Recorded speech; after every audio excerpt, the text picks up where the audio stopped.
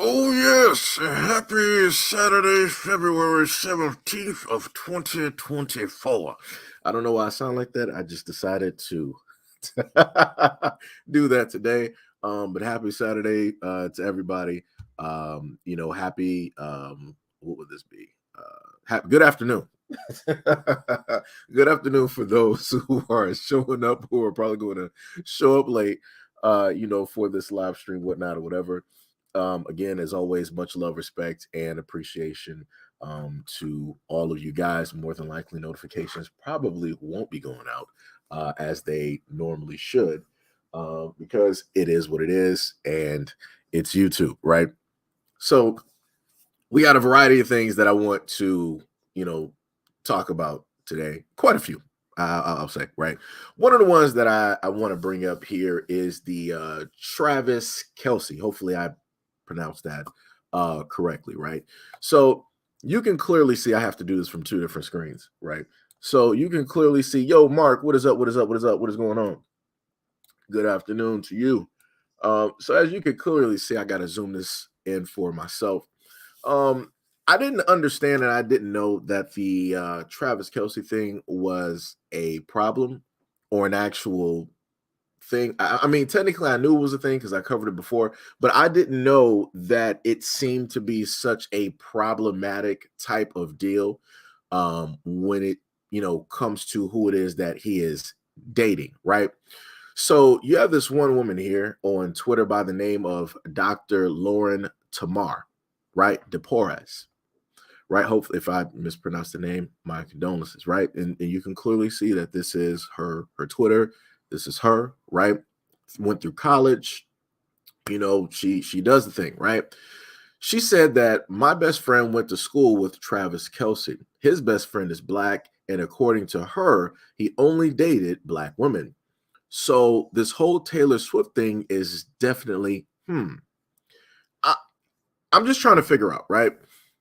I thought it was at a point in time where if a person was happy, they found somebody that they meshed with, that they wanted to be with, everybody else realistically should be happy for said person, right? It should just go down that road. Everybody should just go their separate ways, and nobody should really, care. Nobody should really have anything negative to say directly about Travis Kelsey and his relationship with Taylor Swift. But she decided that she wanted to say a little bit more. She said also, Taylor Swift is a lady bountiful archetype, and I'm so tired of them showing her during the Super Bowl, right? And going through that comment section, some people have stated that out of the whole 4 hour duration of the Super Bowl, she only showed up for about what, a few seconds, maybe a minute or so out of a whole 4 hours. So to say that you're tired of actually seeing somebody, that's a little bit weird, because it's like, did you actually watch the game? Did you actually watch the Super Bowl? Were you actually paying attention? You're going to see more commercials during the Super Bowl than actual video of Taylor Swift at the Super Bowl. Just saying. Again, Travis Kelsey is with somebody else. He has clearly moved on. He is with a woman that is worth $1 billion. I'm not sure where all of this quote unquote discomfort or analyzing is actually, coming from, right? So then you keep going. Another one said maybe they told him to unblack his image. She responded, but what's funny is he's from Cleveland Heights. He was socialized around nothing but black folks, and all of his closest friends are black. I just wonder how long this will last, right? Another person said, I mean, his siblings are very what, but his PR and the NFL do not give any F's at all. How he was socialized, just how he brings attention to himself, right? She replied, true. Dude right here said, y'all are coping and spiraling hard.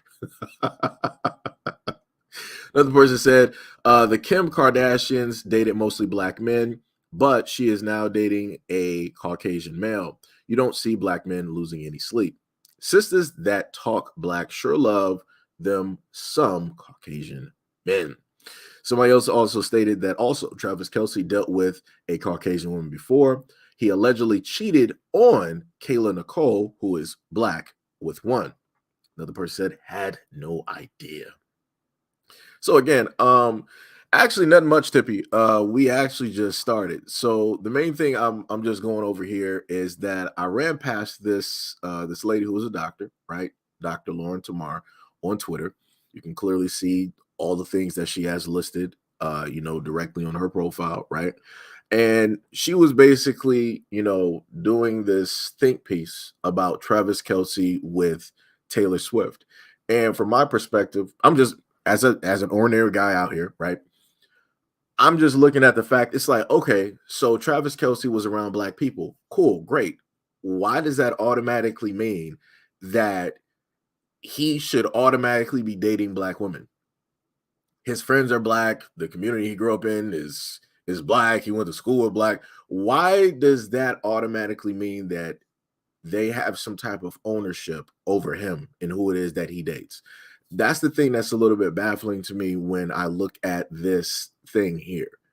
Because again, he's a man at the end of the day, he's worth money. He plays the NFL. He can pick and choose whoever it is that he wants to sit up and date, or whoever basically fits whatever it is that he is doing. Obviously, it seems that Taylor Swift, he's a dude that's worth millions, probably hundreds of millions. Taylor Swift is a woman that's worth $1 billion. That matches up.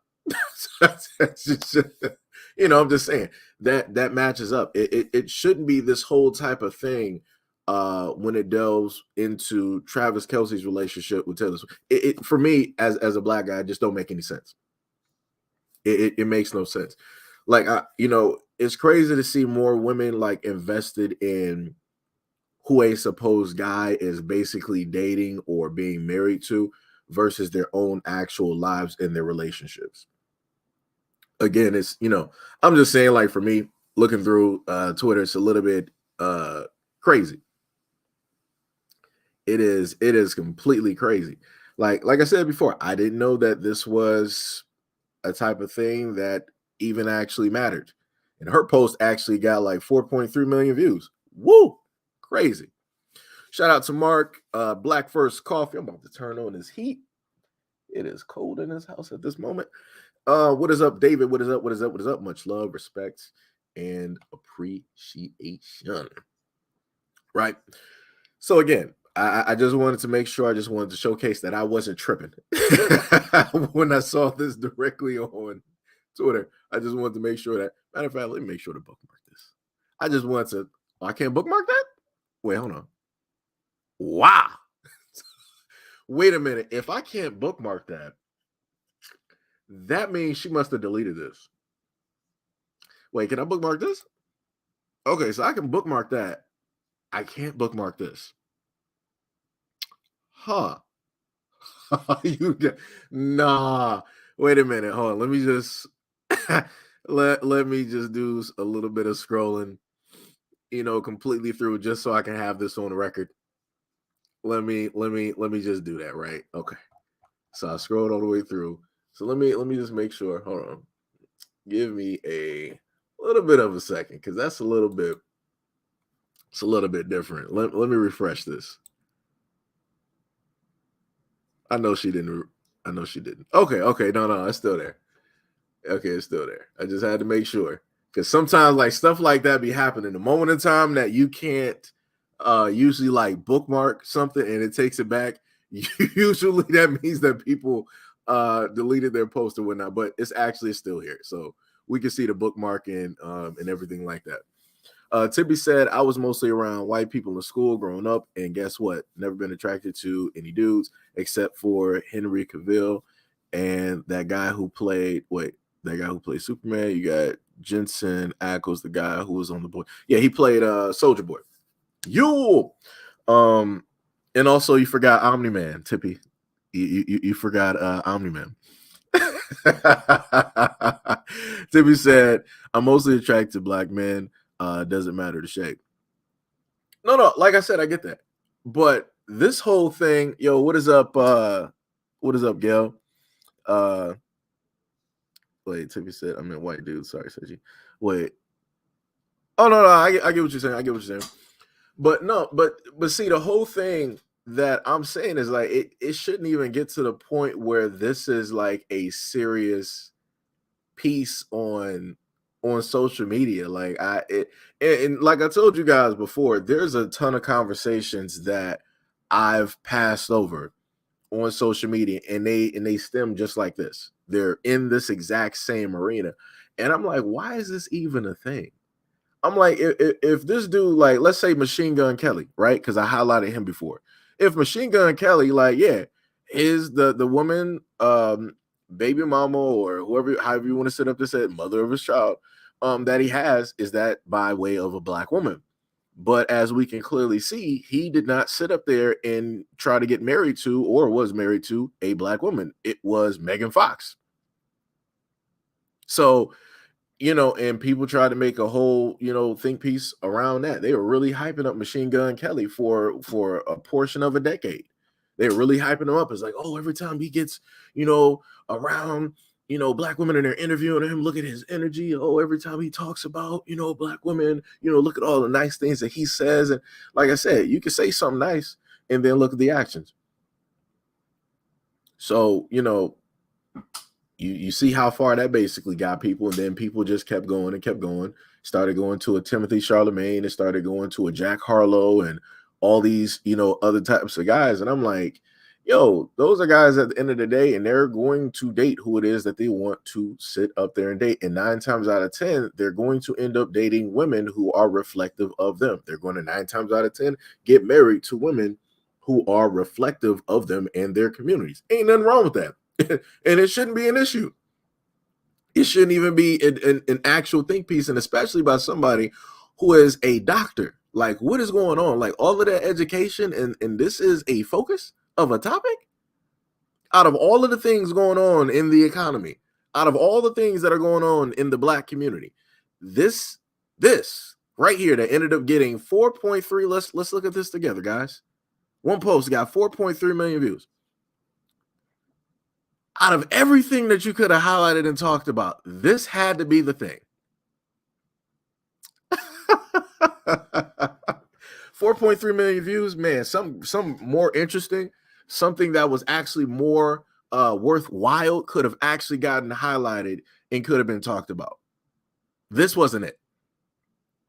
Like, this just was not it. This was not it. Tippy said, I'm tired of hearing about Taylor and Travis. Tippy said it's February and the media is hyping them up. I'm not even mad. Like I said, this is America's couple. I'm not even mad. Before them, it was Tom Cruise and what's her name? Kim. What was the actress name? Y'all know who I'm talking about. They were in Eyes Wide Shut. Kim something. I forgot what her name was, but that used to be like the thing there. Like I said, the media is going to hype up their own. I am not even mad.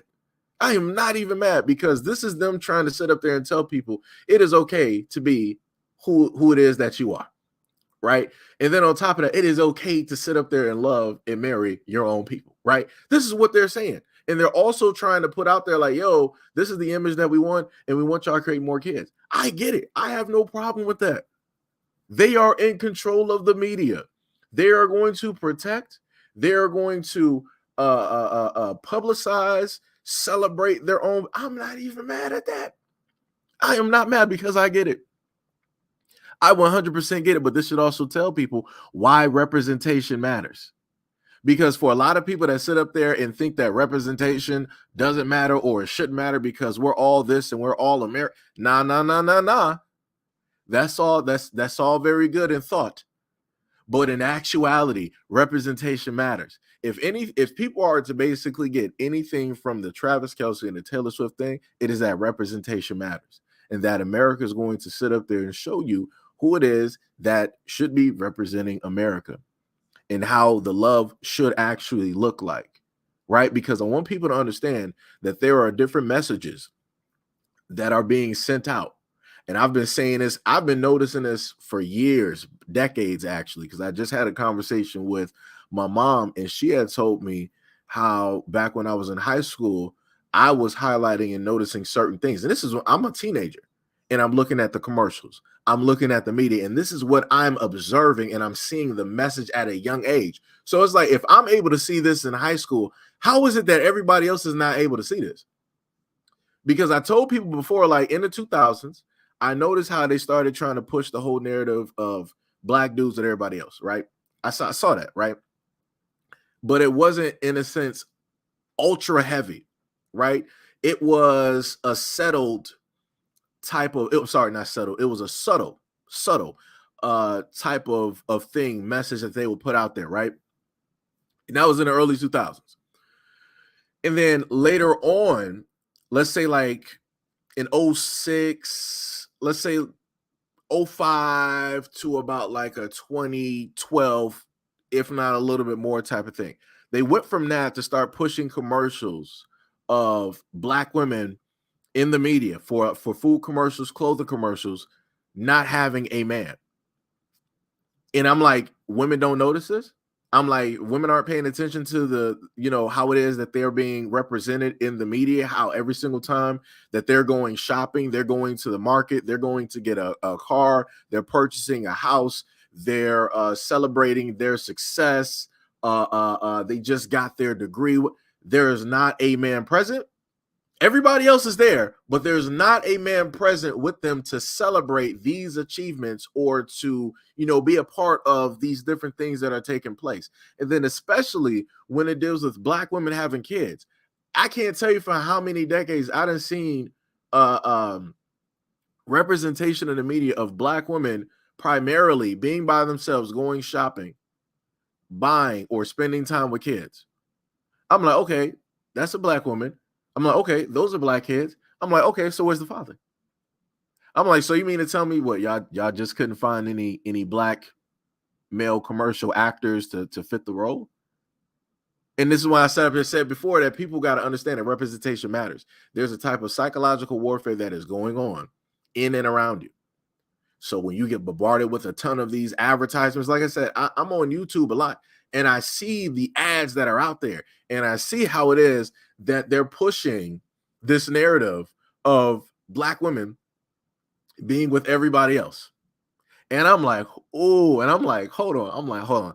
I cannot be the only one that is seeing this. I can't be the only one that's noticing this. I'm like, so I done seen a multitude of commercials with like the United Nations, like black women literally with the United Nations in a multitude of commercials. I'm like, wow. And I'm like, the main time that I happen to see, quote unquote, a black woman with somebody who was black, they're African, they're Caribbean. So I'm like, hold on, let me get this straight. So in every single commercial, a black American woman is with somebody else from the United Nations. But if there is a melanated woman that is there and they're with somebody else who is melanated, they're either African or from the Caribbean. Gotcha. I got you. I see what's going on. Okay, no problem. And I'm like, nobody's saying nothing. I'm like, wow. And I'm like, this is blatant. And I'm like, it's in front of your face. It's two different things that's going on those commercials. Number one, they're sitting up there showing the strong, independent black woman. She can do anything. She can take care of the whole house and, several kids by herself without a man needing to be there. And then it's also given a stereotype of, hey, black men don't want to be fathers. Black men are never around. Black men abandon their children. Right? It's giving those two narratives at the same time. It's hyping up one and then it's talking down on another one, even without that person being present. Because like I said before, those are the messages that I've received since I've been watching these commercials for the longest time possible growing up.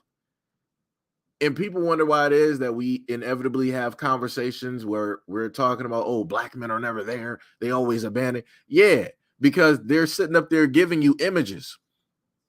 Because a lot of people always have these conversations and they're not actually talking from a perspective of their own. They're talking from somebody else's perspective or information that they seen or saw.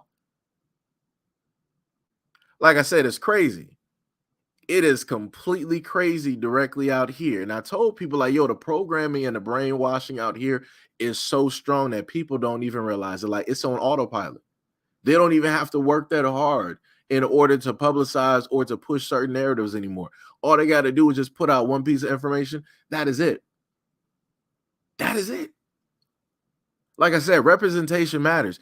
Don't follow a lot of these people that sit up there and say, "Oh yeah, we're just all American. We all represent each other." No, we don't. No, we don't, because everybody has a different culture. Everybody has a different way of life. Like, no, no. Like I said, I'm not mad that the media is celebrating and publicizing Taylor Swift and Travis Kelce, because I understand it, because it's coming from them wanting to see themselves and wanting to represent themselves in a positive light. I get it. I understand it. Don't fault them. And I don't see any problem with it. The problem that I do see, though, is how it is that Black people don't decide to take, pages out of other people's books and decide to want to do the exact same thing.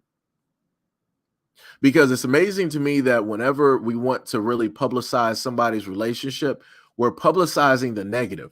We want to hype up all of the negative that is happening in that relationship, and then we want to demean and talk down about one person and then hype up the other person, right? Being quote unquote divisive, like some people like to say.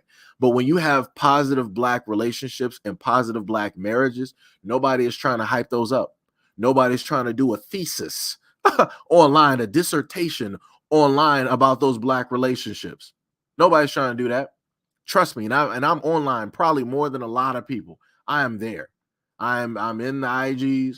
I am on the Twitters. I'm directly on the TikToks, looking through those comment sections, looking through those videos, and I don't see dissertations about Black relationships and how it is that they last so long and how it is that we can copy these things and people wanting to write books. No, that's not what I'm seeing. That is not what I'm seeing. Matter of fact, let me just put it to a whole nother perspective, right? Because we're dealing with, representation and how representation matters. So I want people to understand that this is the context that, we are in. Um, Let me see if I can actually. Well, why is this not looking how it should look? Let me see. Is it in? I think it's in this one. So there was an image that I passed over, right? I got to try to minimize this. It's a little bit difficult to do when you're working on two screens and your mic is at a certain area. It's a little bit difficult. Um, so let me just highlight this, right? And like I said, people are completely free to love whoever it is that they want to sit up there and do. But certain things I have to sit up there and highlight in order to let people know specifically what it is that I'm referring to and talk about. I think I was going to actually save this for a different video, but it fits within this when it deals with the representation, um, you know, aspect. Does it have the name of the book directly in there? Um, okay, okay. So let me just put this directly up there, right? So y'all should be able to see the image that I have in front of you, right? And we're dealing with like representation, right? So again, when it is that you have a Travis Kelce and he's with Taylor Swift, let's go back to that, right? You got all of these thoughts and whatnot that people want to sit up there and say, right? But then I had to block out the word because YouTube and whatnot acts funny. So you got this book here. You got one book called Swirlers. You got another book called A White Man's Garden Tool, right? And a person did an interview with the book's author, right? Minnie Saints Alexander, right? And then you got another book called Brenda Jackson's An Honorable Seduction, right? So again, you got narratives that are being pushed and placed directly out here, and you don't have people writing these huge think pieces, directly on this type of media that is, specifically out there, right? So again, when I go back to this right here and I'm looking at the Travis Kelce and the Taylor Swift, look like a good couple. Shouldn't even be a problem, shouldn't even be an issue. But yet it is, because the main demographic who owns the media, right, who's in control of the country, they want to basically just see themselves being happy, living happily ever after. They want to see both parties being rich and having money and just enjoying that wealth, enjoying that fame, enjoying that celebrity, right? Again, it shouldn't be a problem or issue because you know exactly where it comes from. That's them wanting to see themselves, right? Because even they themselves, even though, again, there's mixed messages out here, they're putting out a message of that everybody is equal, everybody is fine, everybody should just be able to love whoever it is that they want. But behind all of that, they're showing you what they really want. They're showing you what it is that they really think and what it is what they really want to see when they keep publicizing and pushing in front of you Taylor Swift and Travis Kelce. Like I said, it's two different messages, but you got to look at the actions, right? Again, two different messages.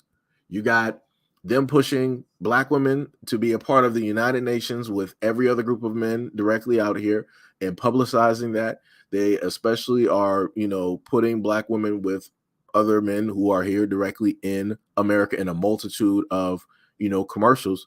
But action-wise, during one of the biggest, nights and also before that, whenever they had just a snapshot of them going out or whatnot, they made sure to put that front page. They're pretty much almost treating them like the Royals in a sense. Like there used to be a point in a time when I forgot one of the sons who got married to the other girl who's over there up there in Europe. Not Meghan Markle, the other one. I think it's William. Yeah. Harry is the young one. William is the oldest one. Yeah. Whenever William got married to the other girl, it was like, yeah, they were pushing that everywhere, especially in America. Yo, you were seeing that all over magazines. Everybody was magically talking about it. The media they were really pushing it, right? So again, two different messages, but you got to pay attention to the actions.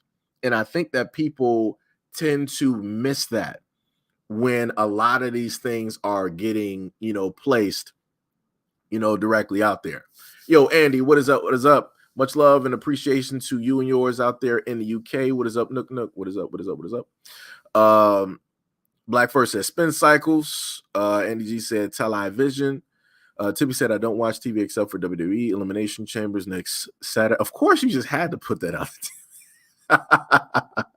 We got Sham in the building. We got Ty in the building. What is up? What is up? What is up? Tippy said, I don't know if you haven't noticed, but I think the media are now trying to push Black men and Asian women together. I saw a few commercials, plus Donald Glover got a movie coming out with a Asian lover. That's not really going to move anything. Because 9 times out of 10, even when it deals with Asian women, they're going to be with somebody who is of their country, right? Language, whatever you want to sit up there and put it.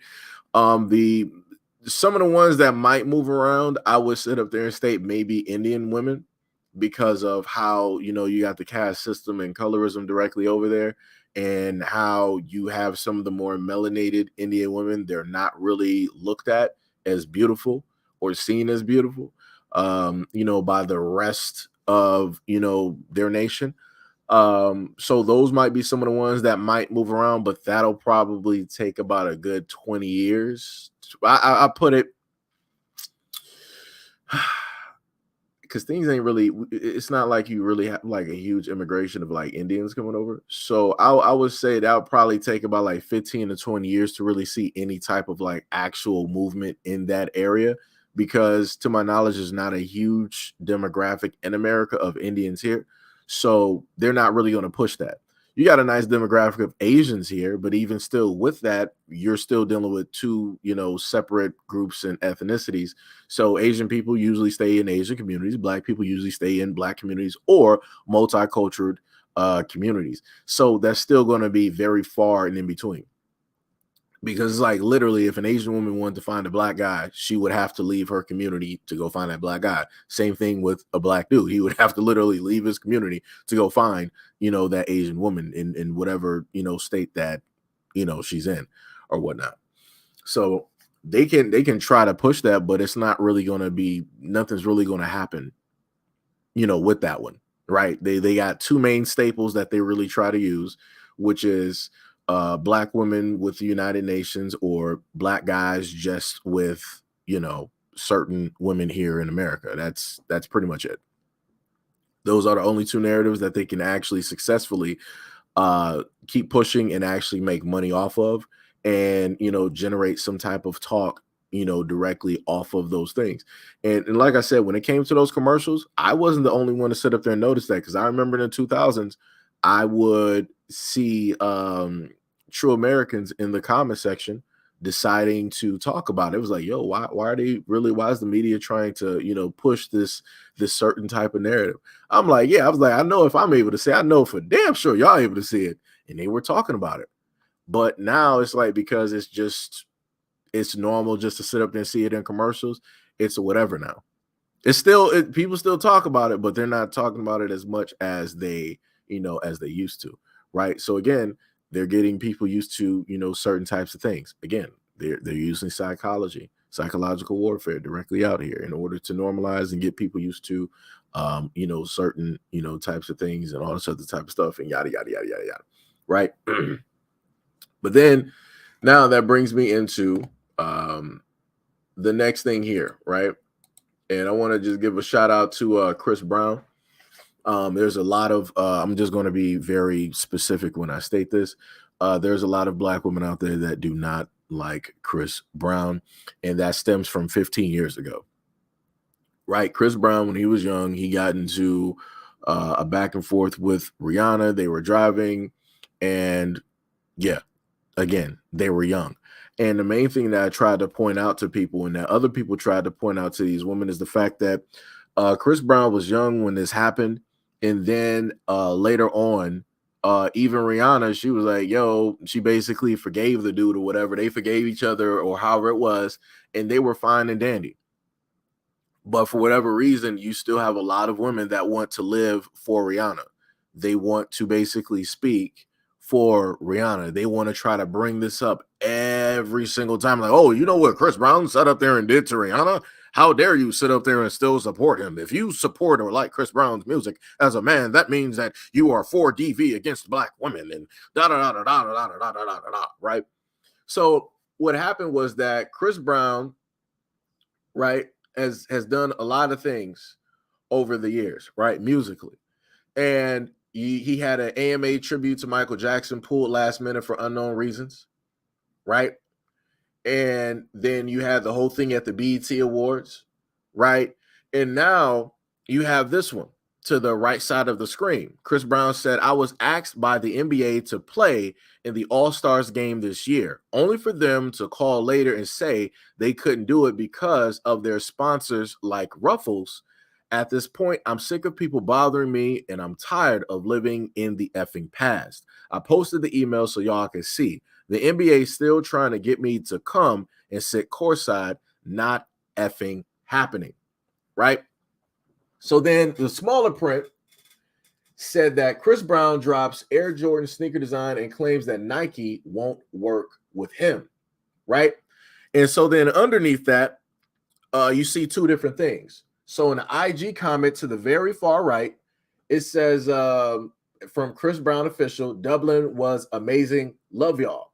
Somebody else replied. They said, when are you performing at the Super Bowl? We need you at the next one. Chris Brown replied. He said, never. America media ain't for me. Rather be where I'm welcome. So like I said before, it's only in America where Chris Brown is trying to like really move past. Like he did his community service, he served his time, he did the things that he was supposed to sit up there and do. But you have a lot of women out here that still want to see him and deem him as a criminal. They still want to hold him to this certain type of thing, which is crazy to me. Right, you want this dude to just sit up here and like suffer and to just like not exist ever again. And it's like it's weird to see so many women put so much energy into this, into Chris Brown of a man that they don't even like, quote unquote, find attractive or whatnot or whatever. But yet you don't put this much energy into your own relationship. You don't put this much energy into the men who basically failed you and your feelings, who failed to support you, who failed to sit up there and actually love you. Like, it's crazy to me. A lot of women don't even put this much energy into the fathers that abandon them. I'm a little bit confused on how it is that this actually works. This dude is 30-some years old with a child. He's not 19. We're not dealing with the like in the 2000 like what are we doing? Because this is how crazy it is. Because a lot of women will sit up there and say like, "Oh well, it's not just about that. It's about DV and it's about protecting women." Let me show you how much women actually care about protecting women.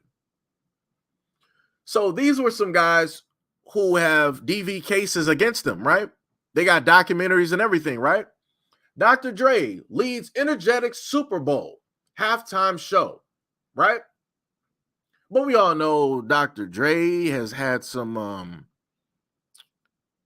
issues with women, correct? Or so we can remember.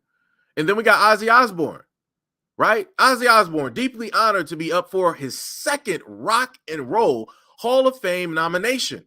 And then directly underneath that, right? You see the image, right? Let me pull that up for y'all, right? So let me go back to the Dr. Dre, right? Today in hip hop history, Dr. Dre assaults D Barnes in Hollywood Club 31 years ago, right? And then next to that, Ozzy Osbourne says, everything was peaceful the night he tried to take the life of Sharon Osbourne back in 1989. So it's amazing to me. Let me just go back to this again, right? We got Chris Brown here, black man, young black man who served his time, donated money, was also bringing awareness about, DV and all this other type of stuff, right? And he also stated to you what he was able to witness when he was growing up, the household that he came in. And inevitably that, that came down to the situation that he had with, Rihanna. They were both, being combative, like in the vehicle. It wasn't just a one-sided type of thing, like a lot of women would basically have you make you think. Rihanna forgave this dude. But the rest of the women decided not to forgive the dude, even though the woman that was in it forgave him. And I still see, and the funniest thing is, it was about 3 days ago, I saw women re-bringing up the image of Rihanna on social media. I'm like, I only see this happen to black dudes. And I'm like, I specifically see this happening with Chris Brown. And I'm like, how does this happen? Why is this like, you're not interested in Chris Brown. You don't like him. You don't like his music, or whatever. So why are you still talking about him? 15 years ago. When's the last time you seen your biological father? When's the last time you actually seen your child's father or your children's fathers? I'm a little bit confused.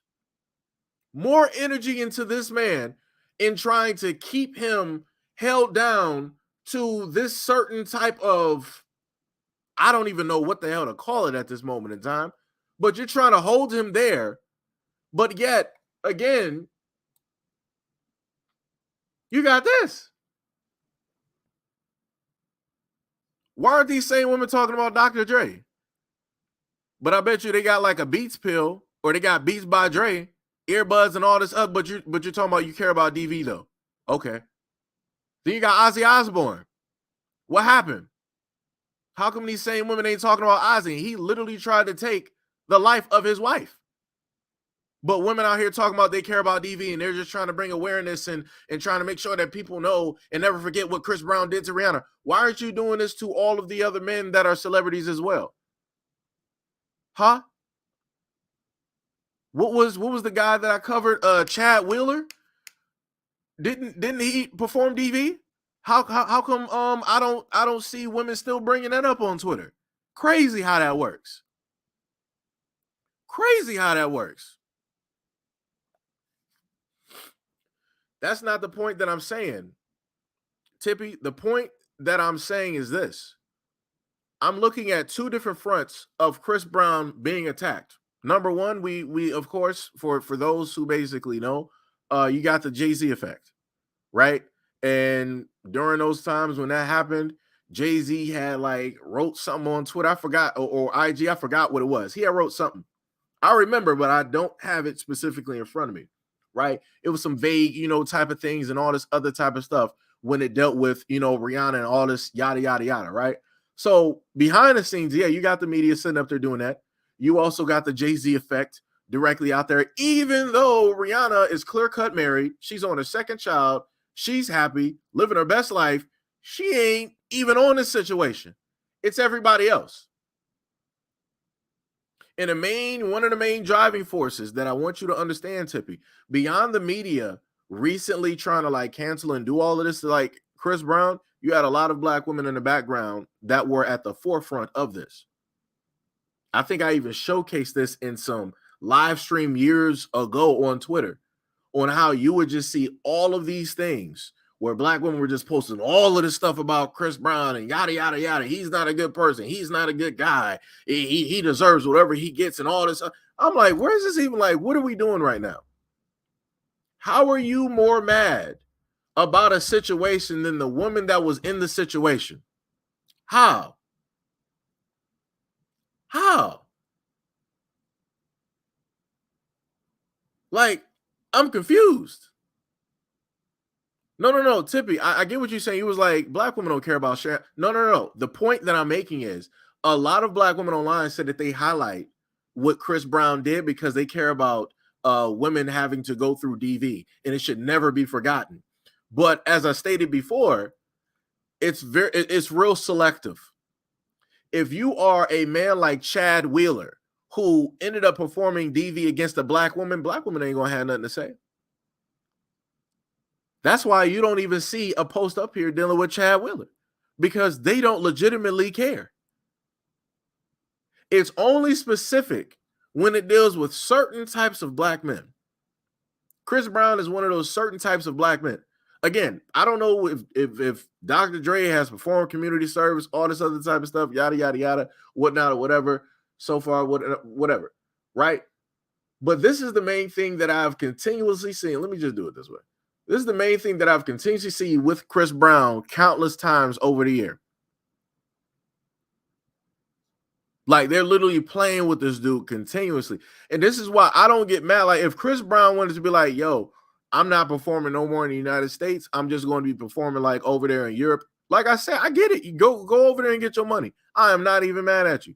Go get your money. Like he stated before, I'm only going to go where I'm appreciated. America is not really appreciative of Chris Brown. I'm just going to be real. I'm just going to be honest. If you look at Chris Brown back when he first came out, like at the height of his career before like a Rihanna, oh yeah, everybody loved Chris Brown all over the place. Posters, whatnot, or whatever, girls screaming, yada, yada, yada. After the Rihanna, after that one incident, magically, America in unison hated Chris Brown. And I'm just going to be real. Because that's what I've seen and noticed. Like, it's a complete difference. It is a complete difference in the amount of energy and how it is that people basically speak on and talk about Chris Brown. When he first came out to now. And all it took was one incident. And they ran that incident into the ground. And not only that, you had other people working on social media on their own free time, on their own dime, doing the exact same thing that the media, who is money driven, is out here doing. That's my point, Tippy.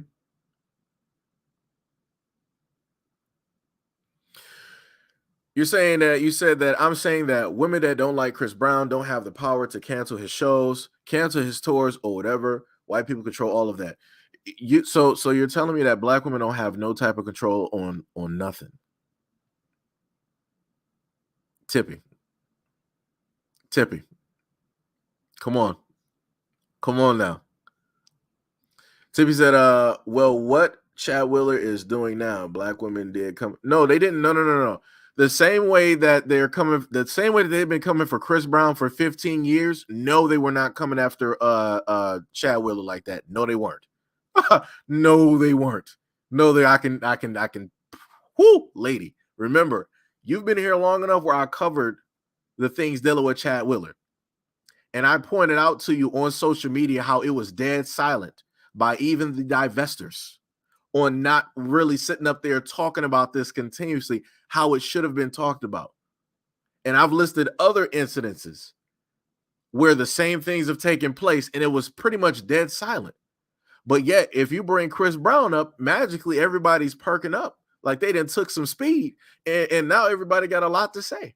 Everybody got a lot to mention. Debbie said, when was the last time you heard about Chad Wheeler? Pretty much the last time I covered it, because the last time they talked about Chad Wheeler, it was some type of a rescheduled or a mistrial. So yeah, like I said, there should be women out there bringing that up. If women actually care about DV, start bringing up Chad Wheeler. Start talking about that. Do that. You know. And then we're gonna go to this image, right?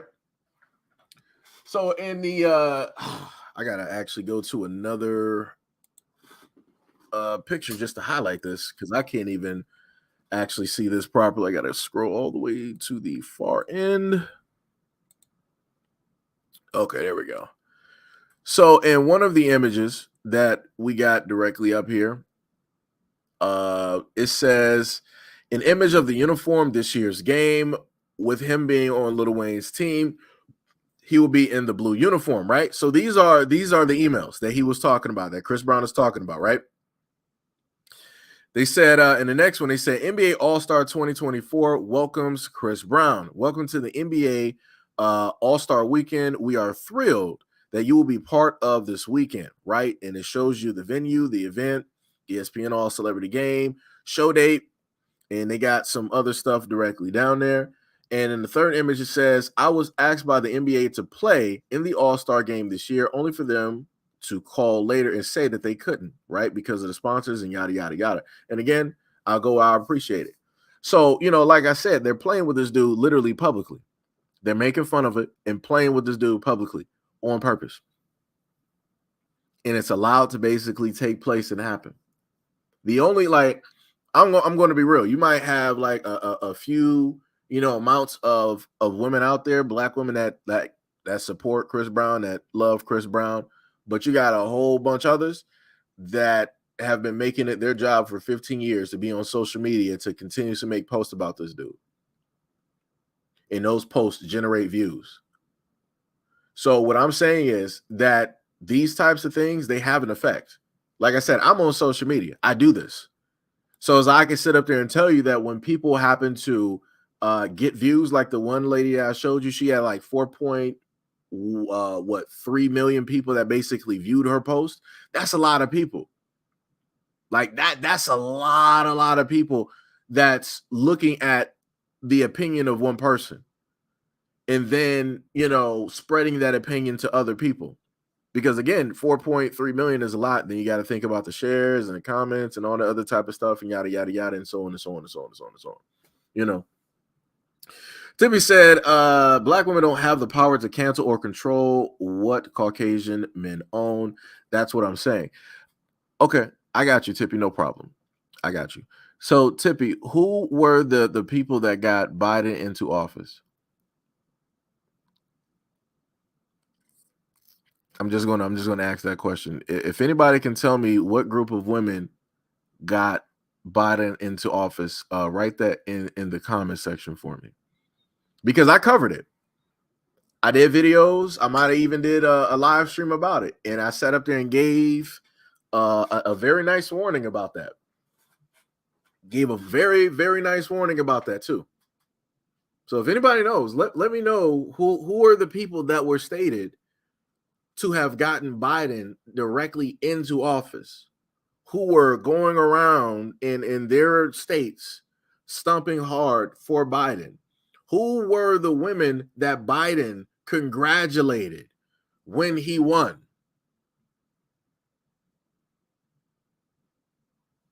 That's all I'm saying. Because I know for a fact that black women have an effect. I would never sit up here and state that black women don't have a type of effect. Case in point, what's the one lady, she came up with the I think it was like Honey Pot. Let me go look her name up because I don't want to misspeak. Let me see. Should be Honey Pot. Yeah, I think that should be, let me see, Honey Pot creator. Yeah, Patrice Dixon. And I think I covered. Yeah. It's the same lady. Yeah. So when Honey Pot was just getting placed into stores, right? Let me get y'all this image real quick. Wait, how did it just swap the image? Wow, so it does that just because you don't want to sign up for their, that's so stupid. So let me just do it this way, right? Uh capture visible part. And it didn't capture the visible part.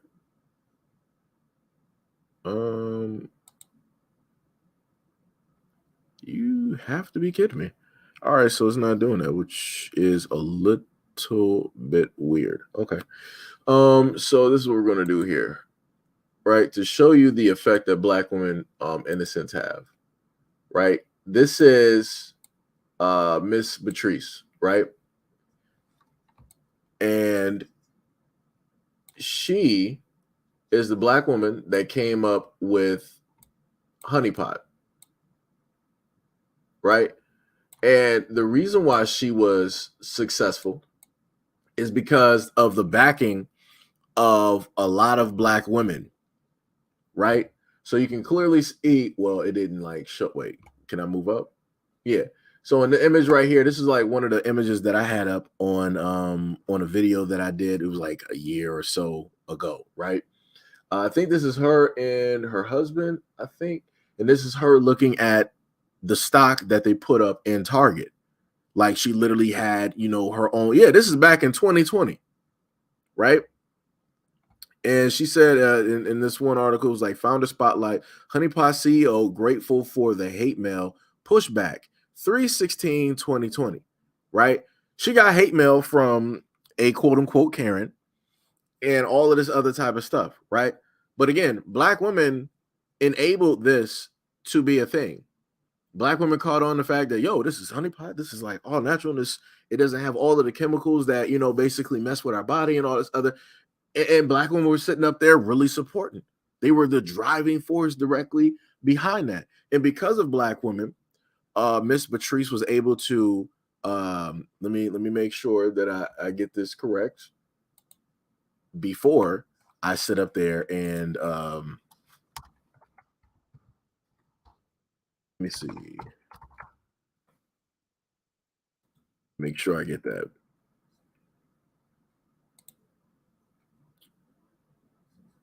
Yeah. Okay. So let me put that back up there, right?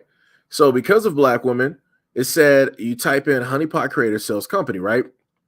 It says, did the honeypot seller sell their company?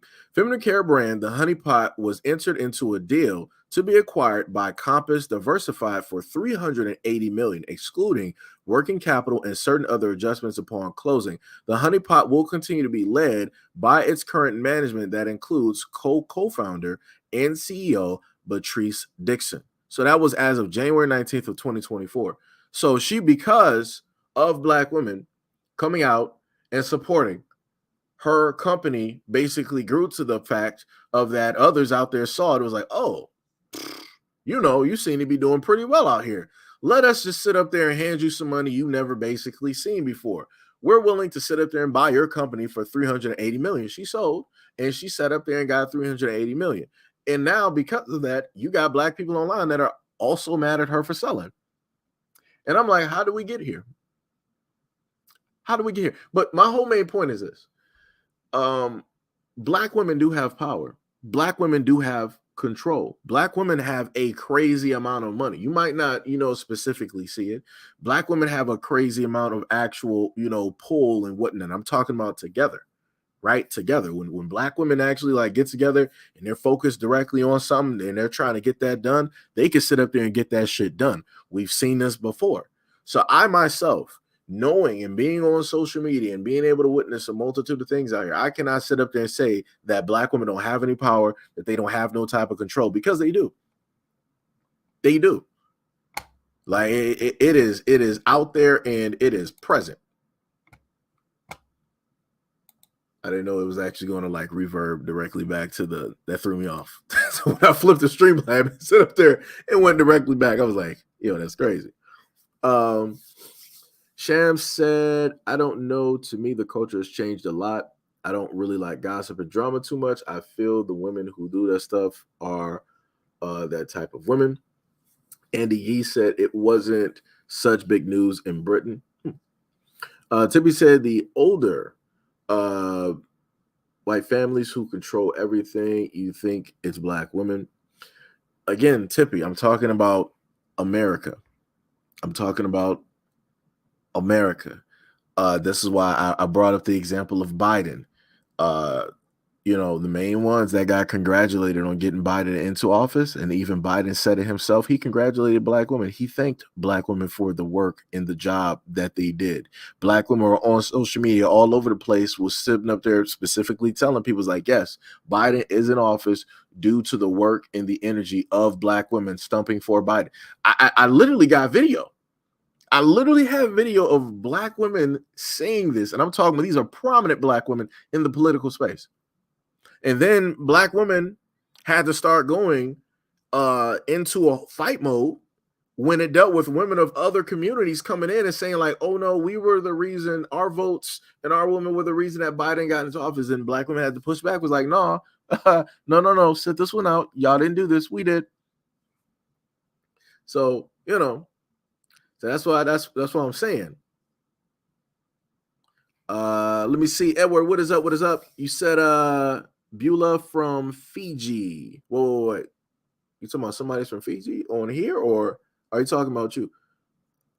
Let me know. But much love if you are from Fiji or whatnot. Much love, respect, and appreciation to you and yours down there in Fiji. What is up? Shout out to y'all. Tibby said the one who controls Biden put him there. It's not just black women. Black men voted for Biden too. Tippy, you are correct. Black men did vote. And this is when I showed you directly online of actual video of a black woman who was in the political space. They were literally arguing and stating that black men don't vote. This was the main thing that everybody was saying. They were saying that black men don't vote. Black men don't get out there, right? And that the overwhelming vote directly out there is of black women. So it's like, yes, you are correct. Black men do vote. But when you go back and you look at a lot of that footage from the time of Biden's election, when you had the whole divisiveness in between black men and black women and who's voting and who's doing that, people were sitting up there saying that black men don't vote. Black men don't contribute to nothing. Again, Biden himself congratulated black women. He didn't congratulate black men. He didn't congratulate the black community. Black women themselves were congratulating themselves on social media. It wasn't black men doing it. It was black women. So that's what I'm sitting up here saying. I'm not going to sit up here and say that black women don't have a type of push or pull. They don't have any type of a power to make things happen and whatnot or whatever. Like that'd be crazy to say. Like, just imagine if I decided to say that. Tippy said, yes, I know, but her products are in what store? Who owns Target? This is getting off topic. Don't bring Honey Pot into this. She is innocent. No. I don't have no. The reason I'm sitting up here bringing this up is showing the fact that black women do have power to make things happen.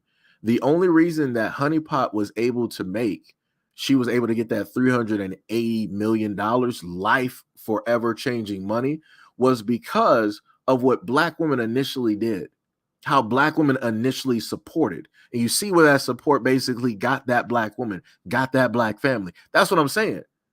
I'm listing those three different things, those three different instances to show that black women do have power. They do have a type of say, a type of push and pull and, different stuff like that.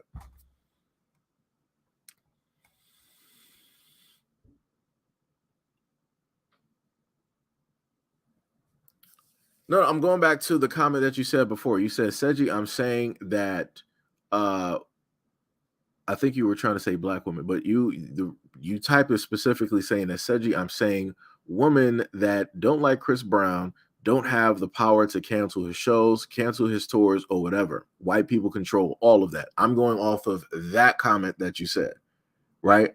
And I'm just trying to reinstate that if black women wanted to sit up there and get somebody canceled, they can sit up there and get somebody canceled. It's not like it is impossible for that to sit up there and happen. Trust and believe. It can sit up there and happen. Trust and believe. Now, you might not be able to get men of other nationalities canceled, but for damn sure, let it be a quote unquote black man. Oh yeah, you can sprinkle a whole bunch of stuff directly on there.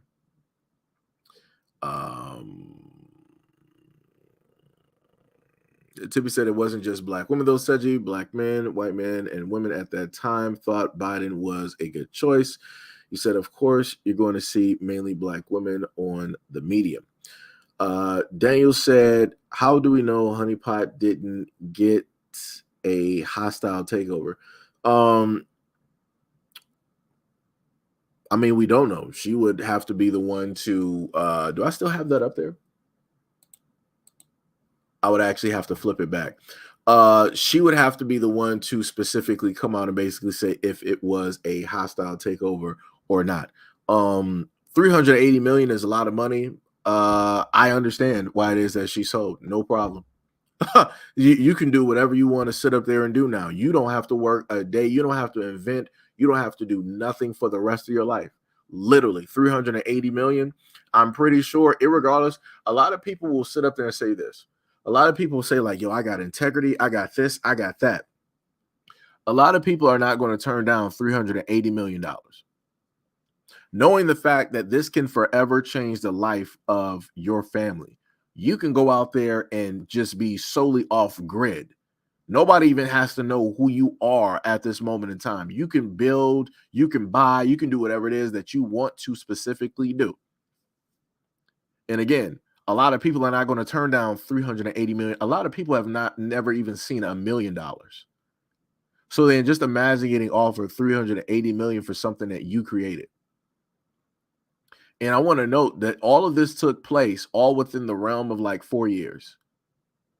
So that should also let people know, like, yo, anything is possible in 4 years. This woman went from like the brand, the small independent brand that she had, to now $380 million, literally overnight.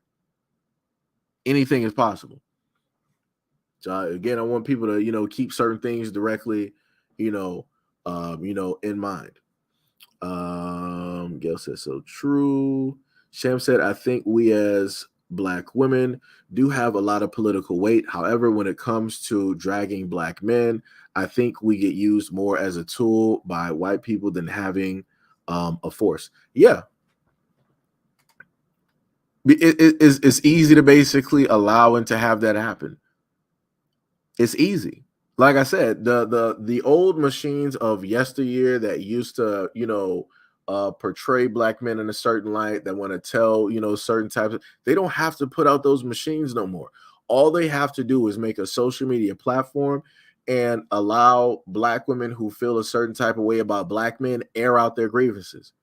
And you'll see, and it'll draw in fields of other Black women. You can literally create if anybody wanted to create a platform and basically just have that be the thing, they will be very, very successful.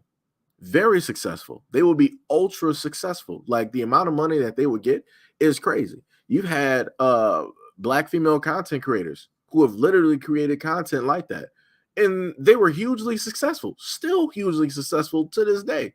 So, like I said, there's money behind everything. And the main thing is, you can make so much money talking negative and saying negative things about Black men. Everybody can literally do it. Black men can't really, in a sense, make that much money. Everybody else can, though. Everybody else can, But like I said before, there's money to be had. I agree directly with Sham, and this is something that I stated before, and I tried to tell Black women, like, hey, it seems like y'all really getting used in order to, portray and to do the work, for other people. And, like I said, after so many years and decades of online social media being out there, you starting to see exactly what it is. But it's like, it's basically at the point of being too late. The point to turn a lot of that stuff around was, some time further back down the road. It's like, now you got to keep going. You're in between two mountains now. No way to turn around. No way to do a U-turn. No way to even get out of your car and even walk back into a previous direction. You got to keep going in this direction now. And it's like, it's crazy. Andy said the sisters have a mass of power. Just look at the fashion. Oh yeah, that's another thing too. The fashion and the makeup industry. Yo, Black women are driving forces. Driving forces. Like, it is crazy. Just even dealing with the field of like beauty, when it deals with like hair and makeup. Yeah, Black women be driving a lot. Look at what Rihanna sat up there and did with what it is that she created. Like I said, black women got, like I said, I would never in my life sit up there and say, you know, anything to the effects. I couldn't. I would get crucified. I would get crucified. Just look at the fashion industry, what they wear what I mean. If there wasn't this crab in a bucket mentality, then the sky would be the limit. Yeah, black women would be like crazy. Black women would literally be the ultimates out here when it deals with like fashion and the fashion industry. This is how crazy it is, right? Because of the moves that black women have made in fashion, like even just go back to like the early 90s. Look at how women are dressing today who are not black. Women from like Africa and so on and so on. A lot of that stuff you see it, it's like, yo, you looking at the hairstyles and all this. I'm like, yo, that's from like black women in America. And I'm like, damn, I'm like, it's crazy. It is crazy to just see like how stuff, spreads out over time. Like at one point in time, the stuff that the way that black women had their hair, like the earrings, the makeup, the clothes, all of that was deemed as a negative. And then now you start to see it for what it is now. And now you got people over in Africa, you got people in the islands, you got people in other areas and around the world, dressing the same way that black women used to dress in the 90s and the early 2000s. Right. And I remember the stuff that people were saying on social media about how it was that black women were sitting up there dressing. And it wasn't nothing too nice. But now everybody else is sitting up there doing it. And now it's something nice. Right. It's crazy. Daniel said, I don't think it was black women who got Chris Brown canceled from the NBA All-Star Weekend. The white media and Jay-Z are helping push the propaganda. Black men, women beaters using Breezy as a face. No, I agree. And I also touched on that as well. That's why I said in the earlier fact, when I was referring back to Tippy's comment, I'm saying, yeah, you do got the media out here, but you also got the Jay-Z effect, right? And I was trying to list the comment that Jay-Z had, but I don't have it specifically, on me. But there was a specific comment that was made, towards that whole thing dealing with, Chris Brown and whatnot. People might be able to do some digging and go on the gossip sites and find it. I don't really feel like spending time to really look for that one thing at this moment. But the main thing that I was saying though is it's one thing for the media to every now and again to like basically put it up there in order to keep that person marked and in order to make money specifically from it. But the main thing that I'm trying to point out to people is that the other people who are doing this for 15 years consistently, I'm talking about they're doing this, they're staying on him more than the media. And that's why I brought up the fact that the media is being paid. People in the media are being paid to push this narrative about Chris Brown, to keep this negative thing directly out there. But you got people who are not being paid, people who got 9-to-5 jobs, people who got kids and everything else, been making it their job for 15 straight years to talk about Chris Brown in a negative light freely, no matter what he does, always bringing up the Rihanna thing, no matter what he's doing with his daughter, going out celebrating time with her, bringing up the thing with Rihanna. He's in a whole nother relationship. We're going to bring up the things with Rihanna. He got a brand new album coming out. I've seen this every single time Chris Brown brings out an album. I'm not looking at the mainstream media talking about, oh, Chris Brown beat Rihanna. Nah, it's average women, 9-to-5s that's putting that directly out there. Every album. Like, it's crazy. Like, that's what I'm referring to. That's what I'm talking about. So hopefully that might have, clarified some things for some, some people, directly out there. Andy said, determination, drive, will, and desire is all it takes to be successful. I do have that belief there, Andy. I do have that belief, but I also do realize that there is a such thing as who you know. Such as you got like a lot of rich kids out here who can just be successful because they're around other people that are willing to just support them because they know who it is that they are in the family and the name that they have. Right. And I've seen that a multitude of times. You got a lot of non-talented rich kids out here, but they made it they made their own brand and whatnot because of their last name, because of who their parents are, because of who they are associated with. So yeah, you do got, the drive and the will, to determination and desire. That is true. But it's also who you know. We cannot leave that directly out there, because there are a lot of uneducated people in job positions of which somebody who is educated and needs several degrees should actually be in. But they got in there because of family. They got in there because of connections. They got in there because of friends. So that's another part of the world too. We cannot forget that.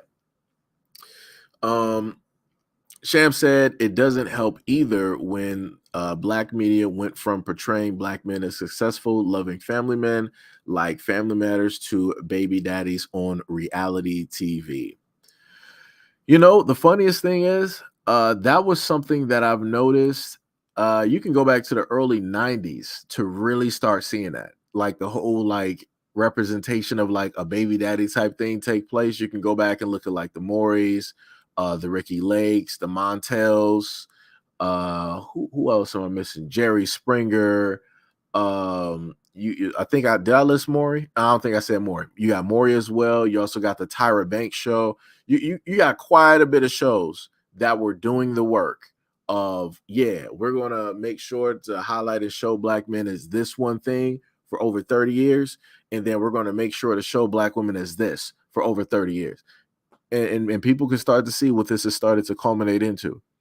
If the messages 30 years ago were vastly different, I promise you the interactions and the conversations that black men and women would be having online at this moment in time would be vastly different. Vastly different. And that's the terrible part. It's like I at a young age was witnessing and watching this happen. But again, me being that young, there's nothing that I myself can actually do about how grown adults are specifically talking about one another. The only thing that I can do is just make sure that I wasn't in that conversation. I could just make sure that I wasn't a part of those situations. That's all I could do, and that's what I made sure to do. But it's terrible to know that you got adults during that time that really wasn't doing nothing, that really didn't care, that allowed that narrative to be there for 30 years for black men and black women, and didn't really try to shut it down, but yet kept engaging with it. And now we all see what happened. And I promise you, even with pointing that out, history is going to repeat itself. So again, we can know the problem, we can have the solution, and history is still going to repeat itself yet again. And I know it will. Because the other thing how I know that history is going to repeat itself is because people find comfort in failure. A lot of people find comfort in what it is that they're used to. If at this moment in time you had a nice amount of black people working on changing the narrative, and they were actually doing it, not just talking, but they were walking in directly in that action, you would have a lot of other black people that would have a problem with those black people trying to fix and be the solution to a problem. And there will be discourse in between the people that like it the way that it is and the people that's trying to sit up there and change it. Like I said, it's crazy out here. It's very, very crazy directly out here. Daniel said there is no such thing as black media. Um, I will put it to you like this. I say that I'm a part of the new black media. That's because we are telling the story or the information from our point of view. We're giving people the information not from, in a sense, a 100% media point of view, because there's a multitude of news stories that I've done not related to black people where I've brought out more information than what the actual mainstream media gave directly to you. So when we say black media, we're talking about, well, at least from my point of view, from my understanding. um and let me say not we. When I say black media, I'm talking about from the perspective of actually doing this. You're going out there and trying to find more information. You're not just trying to solely 100% rely on the information that mainstream media is given to you. And then on top of that, it's coming from the point of view of somebody black, everyday, average black person that is giving their point of view, there's giving their opinion, that's giving, other, information on top of the story that mainstream gives you. Like I said, I would have to look back through the videos that I've done. I think I got altogether about like 4K videos. I would have to look back and showcase the videos where I've literally done this. So, like I said, I get if you feel from a perspective of ownership where you're like, well, what black, news companies or media companies, do we really have? And I get that. That's all cool. But that doesn't take away from the fact of you have black people either on TikTok, Twitter, YouTube, IG, Facebook, wherever, that are spending their time and their energy to deliver news to people that might not even be aware. There's been a multitude of times I've done stories throughout the 50 states, and black people have literally come to me underneath videos or live streams and be like, "Yo, Seji, I didn't know nothing about this story, and I live in this state. I'm not. I'm like a few blocks away, and I didn't hear nothing about this." So, just a little bit of food for thought. Just a little bit of food for thought. You also said Riri's Fenty Beauty isn't black owned, it's a white company licensing Rihanna's last name to sell their products. Well, I'll put it to you like this. At the end of the day, as you stated, it's not a black company. Cool. They leveraged a black person's name and image in order to sell it. Cool. What we all do know is without Rihanna being the poster child for that company, the company would not be worth what it is worth. That is a fact. Because before that Fenty line, before he did all of that, before Rihanna was associated, I didn't know nothing about this. It was not even a household name. You didn't see fields of black women sitting up there wearing it and modeling, this stuff. The same thing with the makeup. You didn't see black women sitting up there all over this. So, hey, it's cool. It's cool. Gail said big facts. Annie G said, Gail, so many great black fashionistas out there, talented fashion architects that just need that one chance to shine. Dane said, Pat McGrath should be getting loved by black women when it comes to makeup, not Riri. I mean, people pick and choose. People pick and choose, who it is that they want to support, who it is that they love. I'm just gonna, go with the Chris Brown effect. You only go where you are loved. So if you're not in a sense getting appreciated for the work that you're doing, obviously you might have to sit up there and move elsewhere to, get that appreciation and to get that money. Like I said, I don't know what to sit up there and tell people. I don't know, what to tell people. Dating set racism always plays a part in black success. The struggle is real. This is true. This is true. Dan, good afternoon, Seji. Excuse my matters. No problem. Much love, respect, and appreciation. Dan, much love, respect, and appreciation, and good afternoon to you as well. Andy said, Seji, hard work is the key. Yes, nepotism can play a huge part of success, but unless you've got the stones, you still fail. This is the thing, though. I've seen nepotism firsthand at a job that I worked where, again, I was working in grocery, right? And like I told y'all before, I had my supervisor at the time, family man, Haitian. And he was sitting up there telling me, he was like, yo, Seji, you could be, I like the way you work. Cause, he was, working with me. I've been working with him for, some years. I think this was like my close to like my third year and whatnot. And he was like, "Yo, says you doing pretty good work, man. It's like I see what you're doing. Okay, it's like you should try to go for overnight supervisor." He's like, I really think that you could do it. I think you can do it, right? Also, I think he was trying to just retire, and I think for him, he wanted somebody that was reflective to basically take the role. He wasn't. He knew like other guys there that were also good workers too, but they were not black, right? And he was looking at me. He was like, "Yo, I've been working with you. You've been here for a long time. You know how the store works. You know where all the products are. You could easily do the supervisor job, and you could easily do it. Like this could be, you." And for me during that time, I saw a lot of the things that go on behind the scenes and how things work. And I'm like, this is not really what I would want to do for a supervisor position. It's like you have control, but you don't really have the control that you really want. And then as I stated before, the way that I work, like I critique and I go hard on myself. So that's the same way that I would go on other people, and people are like, "No, that's wrong to do. You can't do that. Everybody is different." Well, I'm like, this is why I'm not in a manager position, because if I go hard on myself and I know that I'm failing or I'm not doing the things I'm supposed, I'm going to be doing that exact same shit to other people because I got to motivate myself every single day. And I'm like, I don't got time to see people doing less than what I am, and we're supposed to be doing the same job. Then you need to like not be here. Like that's the type of personality I have. Like I don't got time for bullshit. Like if we actually got to do work, we got to sit up there and do work. I'm not trying to hear excuses. I'm not trying to hear nothing. It's like, yo, you either here or you're not here. That's it. I don't care what other stuff that you got on, going outside. Like, yo, that's cool. You got kids, that's a personal problem. Yo, you got wife problems, that's a personal problem. You got this, that, and the third, that's a personal problem. All of those are situations of your own control of which you made for yourself.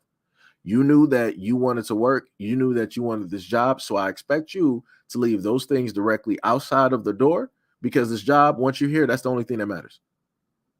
If you can't do that, then you need to be working on your own. That's how I basically mentally, that's how I sit up there and look at stuff. That's how I focus in on stuff.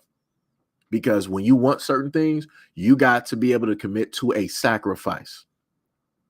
You can't sit up there and say that you want to win, but then you're lackadaisical and then you're focused on 100 different things that's going on in the outside world. You're not going to win. You're not going to win because all of your focus should be on that task so that you can win. If they tell this to champions all the time. Anybody that's a champion when it deals with being football, basketball, they tell you the type of focus that they have to have. They tell you the amount of losses that they set up there and had because they had the focus, the amount of women that are not there with them because they couldn't give that time to them because they knew that they were champions. They wanted to be that champion, so they went for that success. So, you know, like I said before, I'm saying all of this to say this, right? Going back to the previous job, right? There was a dude there because of nepotism. They put him in a position of being a buyer. A store buyer is somebody who basically scans like the items that are needed. It looks like it's pretty low. So what you're supposed to do is you go downstairs, you're checking the back stock, right? So you got to tally up how much we got there, and then you're looking at what's on the shelves, right? And then you got to keep track of that number. And then you also go into the computer downstairs and then you look at the itemized list of like how many of these items are actually moving. So from all of those numbers that you got from the back stock to what's on the shelf to the numbers in general for every single month, you're looking at, okay, do I need to sit up there and order 2 pallets worth of this item? Or if it's moving slow, maybe I should just order a few boxes on a pallet instead of a whole pallet, right? Because depending on the item, they'll come in large boxes. Usually they'll come in some pretty nice sized boxes, and it'll cover the bottom of a pallet, right? So you got to be able to go through all that information and spend money the right way. I literally seen dudes who are buyers who just got the shot because of people who they knew. It wasn't because of the hard work. It wasn't because of the dedication. It was because of the people who they knew. It was because of who they are. So, like I said, I get what it is. Again, I get what it is that you're saying, Andy, but I've witnessed these things take place. I've seen people that can give the hard work and the dedication, and then when it comes time for them to go get more money on their paycheck, they're like, you are a good worker, you do a very great job, you don't have any missed days and whatnot, but it's just not in the budget. But what we can do is we can give you an extra 20 cents. Like I said, I've seen this. I've literally seen people who was working at this job for 10 to 20 years, barely missing days, continuously there, all for them to sit up there and get an extra 25 cents on what it is that they make. 20 cents, 15 cents. I understand why people are like, yeah, I can't do this no more. Like I said, it's crazy out here. Sham said, don't forget beauty and fashion of the 1950s were stolen inventions of Black women who worked as housemaids, dressing and hairstyling Caucasian women. Those waves in was done by Black women. Yep. Andy said, oh, and you mustn't be afraid of failure. I did twice before. I found my feet. Oh, no, no, no. I get that. I get that. You are 100% correct. A lot of people are afraid of failure. A lot of people have never really seen success, but they're more it's hard to basically word it. People are both afraid of success because of the unknown, and they're also afraid of failure, but yet they're conditioned to accept and be fine with failure. Like it's crazy how like it basically works, you know. And yeah, you're correct. You are correct. And I told people before, it's like, yo, you got to fall a lot before you actually make it. Like that's how it works. That's how we all learned how to walk. Like as children, nobody was. Well, I'm not going to say nobody, but very so few people were able to just like they were just automatically walking. Right? So few people.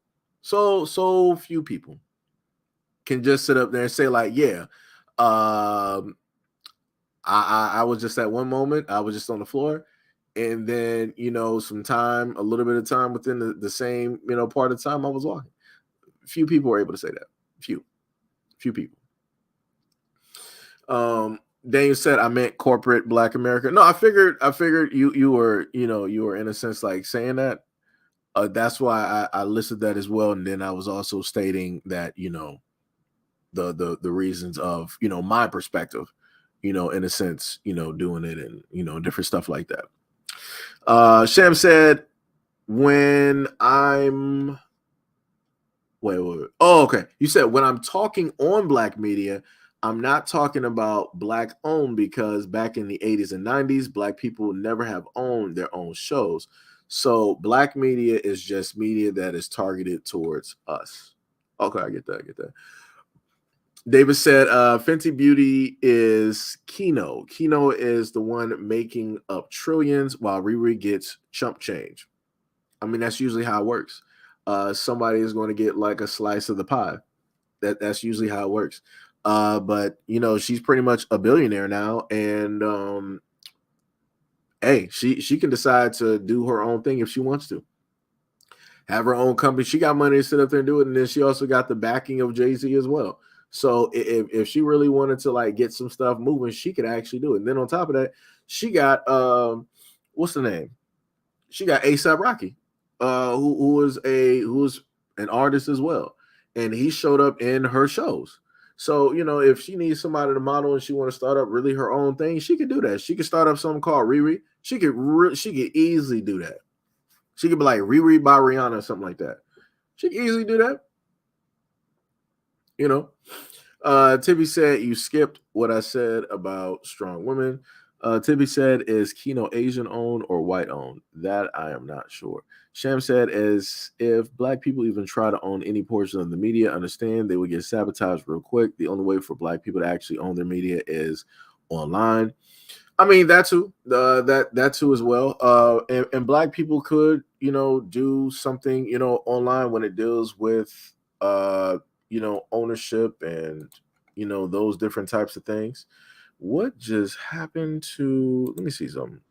Not a girl. Okay? I'm not You're parking. In Edmonton. Where are you from? Parking my car. That's crazy how the video is technically there and it's not there at the same time. It's weird how that worked out. Now I gotta go back and try to figure out what videos those were because I do got some videos as well. I'll probably just put them up later. It's whatever. But yeah, that's true. The easiest way to basically make a footprint, if you want to do stuff online, you can easily do that. No ifs, ands, or buts. It's going to be the money or whatever is going to be split in between you and that platform. Or if you want to take it to a further extent, you can just make your own website, and you got pretty much 100% of the money coming directly to you. You just got to worry about the ads and all that other type of stuff, and you know, getting traffic and traction and SEO and you know all of those things. But yeah, Black people can easily sit up there and do it.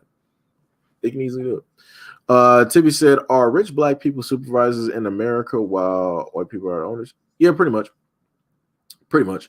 Andy said, "You never have control if you work for others. The higher up the ladder you go, the more reign you are given. But ultimately, whoever owns the ish controls the brakes." Yeah, that's bars. That's facts. Sham said, "Which black people can be owners and at times are CEOs and partners to businesses?"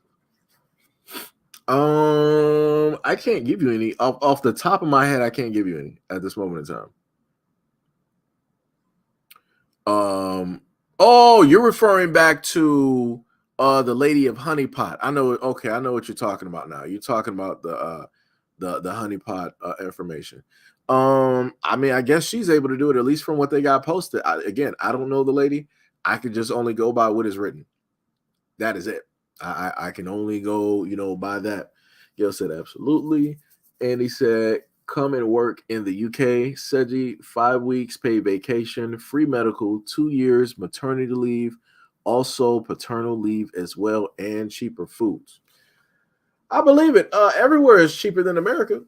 Like, yo, Andy, I think I might have told this quite a few times. Originally, I was supposed to be in London.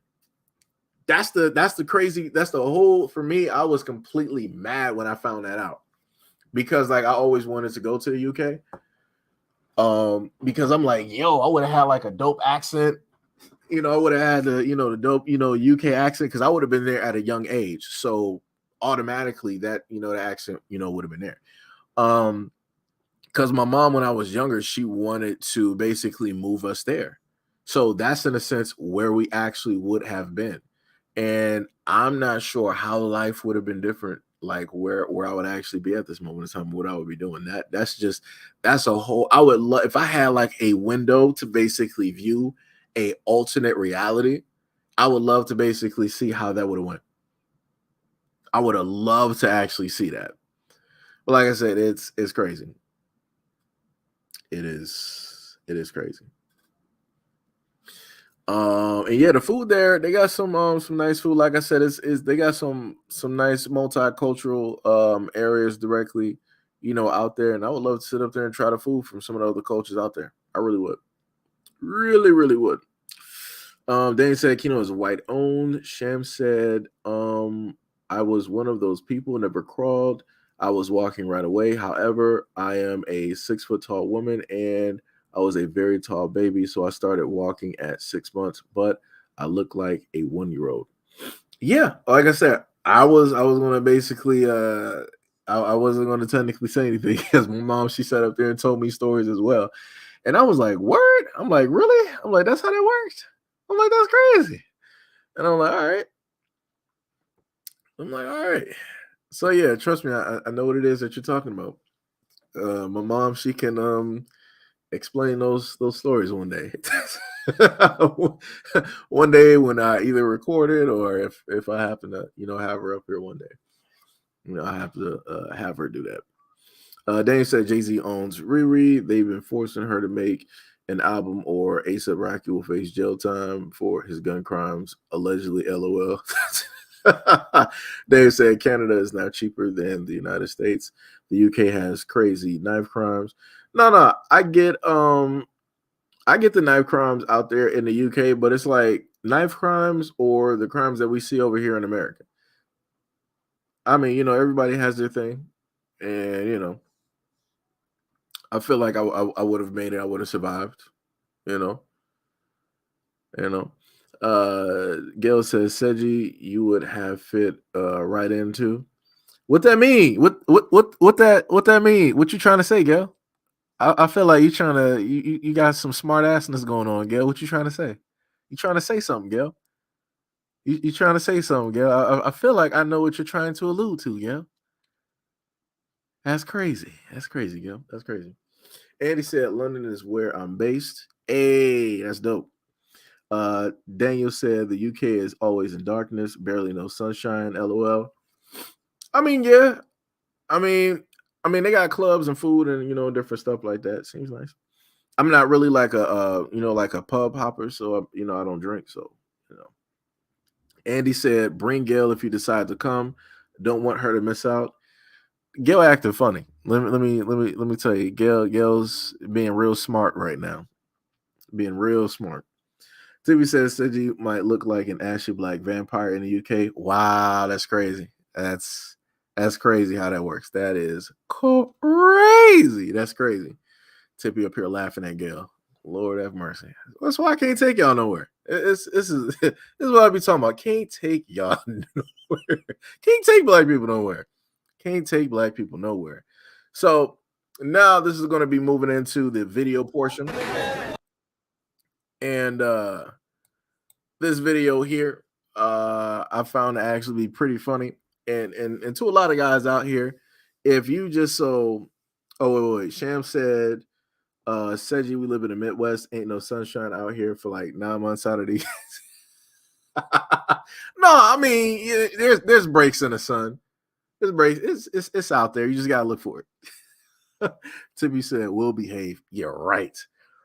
So this video right here, some of y'all might have seen it, but this happened at a comedy show where you got a black. I'm not even sure if he's black, but you got a guy who is sitting directly with a woman, and it's stated that they are friends. Look at what takes place in this video real quick. Hey, man, is your best friend? You never How long are you gonna keep leading him on like this? You're paying this whole bill? Don't pay the whole bill. You're splitting as friends. As friends, remember! Everybody say, if he pays for the bill, he's a what? They said it, not me. You want him? Hey, you want him? Cute guy, huh? Hey, sit next to her. Come sit next to her. Empty chair in here. Hey, if she's your best friend, she'll understand. Sit right here. Sit down right the fuck up!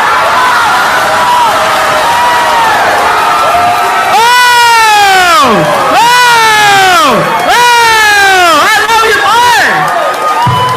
That's how we do this shit! Hey, Miami, we love you!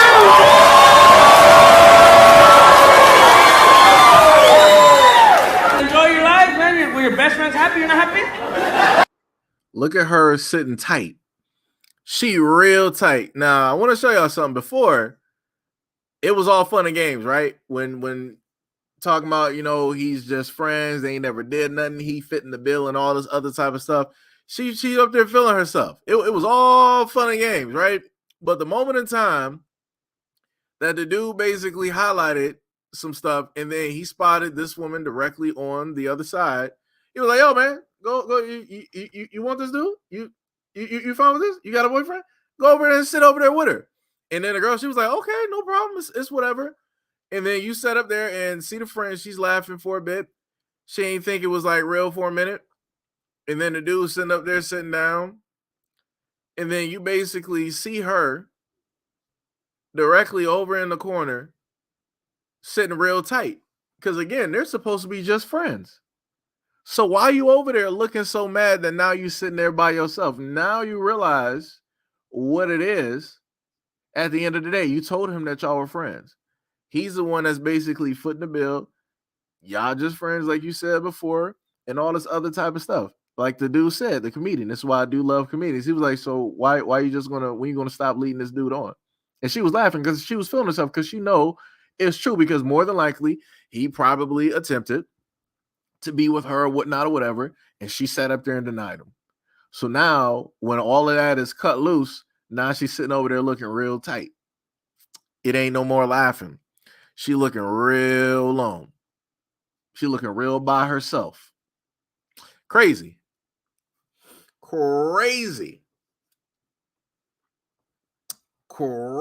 Gail was like, "Dang, them front row seats can be vicious.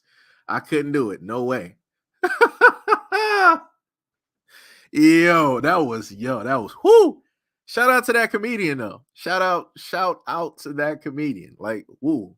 Like I said, probably now that she understands like where things are and how easy it would be for him to just like another woman to just be like, give him some attention or whatever it is, I bet you she gonna be acting right now. She gonna be acting way different now. Way different. Like I said, she is mad. Ooh, she tight. She is tight. Tippy was like, Seji, we don't know them. You can see into the future, can you? Dave said he is flipping the bill for that. Hey, like I said before, big girls need love too. There are quite a variety of big girls out there that are very pretty. Like I said, I'm a different type of individual. I don't know what to tell people, and I've said this before. That I believe in my past life, I was probably like a Buddha or something like that because of the way that I like to eat and how I enjoy food. So the universe is like, you know what? Instead of us letting you get to this size, we got you. We're just going to give you a fast metabolism so you can enjoy all the food that you want to eat for the rest of your life. And here I am. I can enjoy all the food that I want. And it is a struggle to stay at the weight that I am currently at because the moment of time I don't take in that food, weight starts dropping. And I'm like, damn, I'm not even really moving around. And weight is it just be dropping. It's crazy. It is crazy. Daniel said, that's what I meant, LOL. Hey, I mean, hey, maybe, big girls are his thing, that's cool. Ain't nothing wrong with that. Like I said, in life, you want somebody that can enjoy food and that will also be eating directly with you. Hey, because in certain cases, you got a lot of women who don't really got weight on them. They cannot handle a hamburger, and I'm like, what is going on? I'm like, yo, as thin as you are, you can't sit up there and eat. I'm like, oh no, check. I'm like, no, we got problems. I'm like, nah. I'm like, we ain't doing this. I'm like, I'll be damned. I would not. I am not the person to be trying to take somebody out to a nice. This is how it works. If you cannot eat food, chances are not going to a nice restaurant. It is just not happening. You better be able to eat something. You better not be ordering no damn garden salad. With no vinaigrette and just like a thing of water. We're not doing this. If we're going to be doing this, we're going to be going to Chick-fil-A because I'll be damned. I will be damned directly out here. We are not doing this. Let me see. Tippy said, I wish I can. LOL said, you lucky. Andy said, she looks like she's ready to poop a diamond. She's so tight. Yeah, she mad. Gail said, dry begging or not. I don't even know what you're talking about. Dry begging, Gail. Dane said, nothing wrong with thick black women, but I ain't going for that with a non-black woman. I get that. I completely understand. Tippy said, they're picking at the burger with a fork. Yeah, that'd be crazy. That'd be crazy to see that happen. I'm like, yeah, we are getting a check pronto. We are getting a check pronto. So the next video that I got directly up there for y'all is a funny one, and I like this one. So the caption is, she thought she whispered the answer, but the microphone still picked it up. Right? So listen to this. Pam, how you keep a man happy for 45 years? Right? So she asked, so this is the couple here. This is the husband and wife, right? Beautiful couple. Ecstatic. You got smiles on both faces. She's sitting up there looking like, oh my God, I can't believe y'all asked me this question, right? So they asked the question, how do you keep a man happy for 60-something years, right? So here you go. Yeah, Miss Pam, tell him. So pretty. Oh my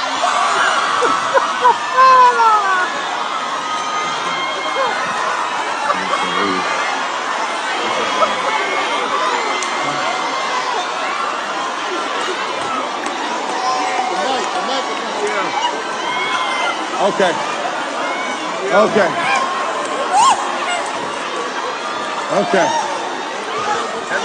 Let the church say yeah.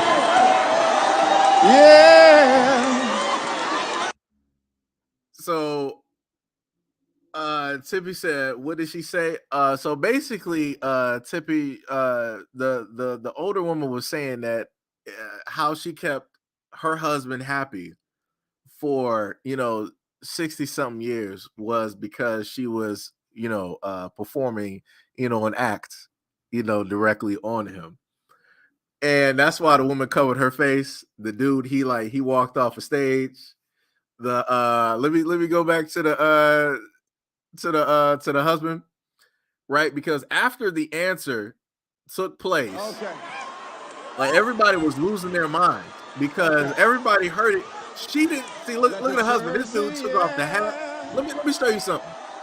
The dude, he was cool and collected. He was cool. You see the husband over there in the corner. Look at him. He cool. He not sweating bullets. He got the hat on. When she gave the answer, this dude started touching his face. He didn't know what to even do. He was letting her know. He was like, yeah, the mic was still on. People were able to hear it. So he tapped her on the back. She fell out. She was like, oh Lord. Okay. Still rubbing on her back. Okay. This man don't even know what to do. He's like, man, should I get up? Should I walk away? Okay. Sweat on his face. Getting hot. Got to take off the hat. Let me wipe off my brow.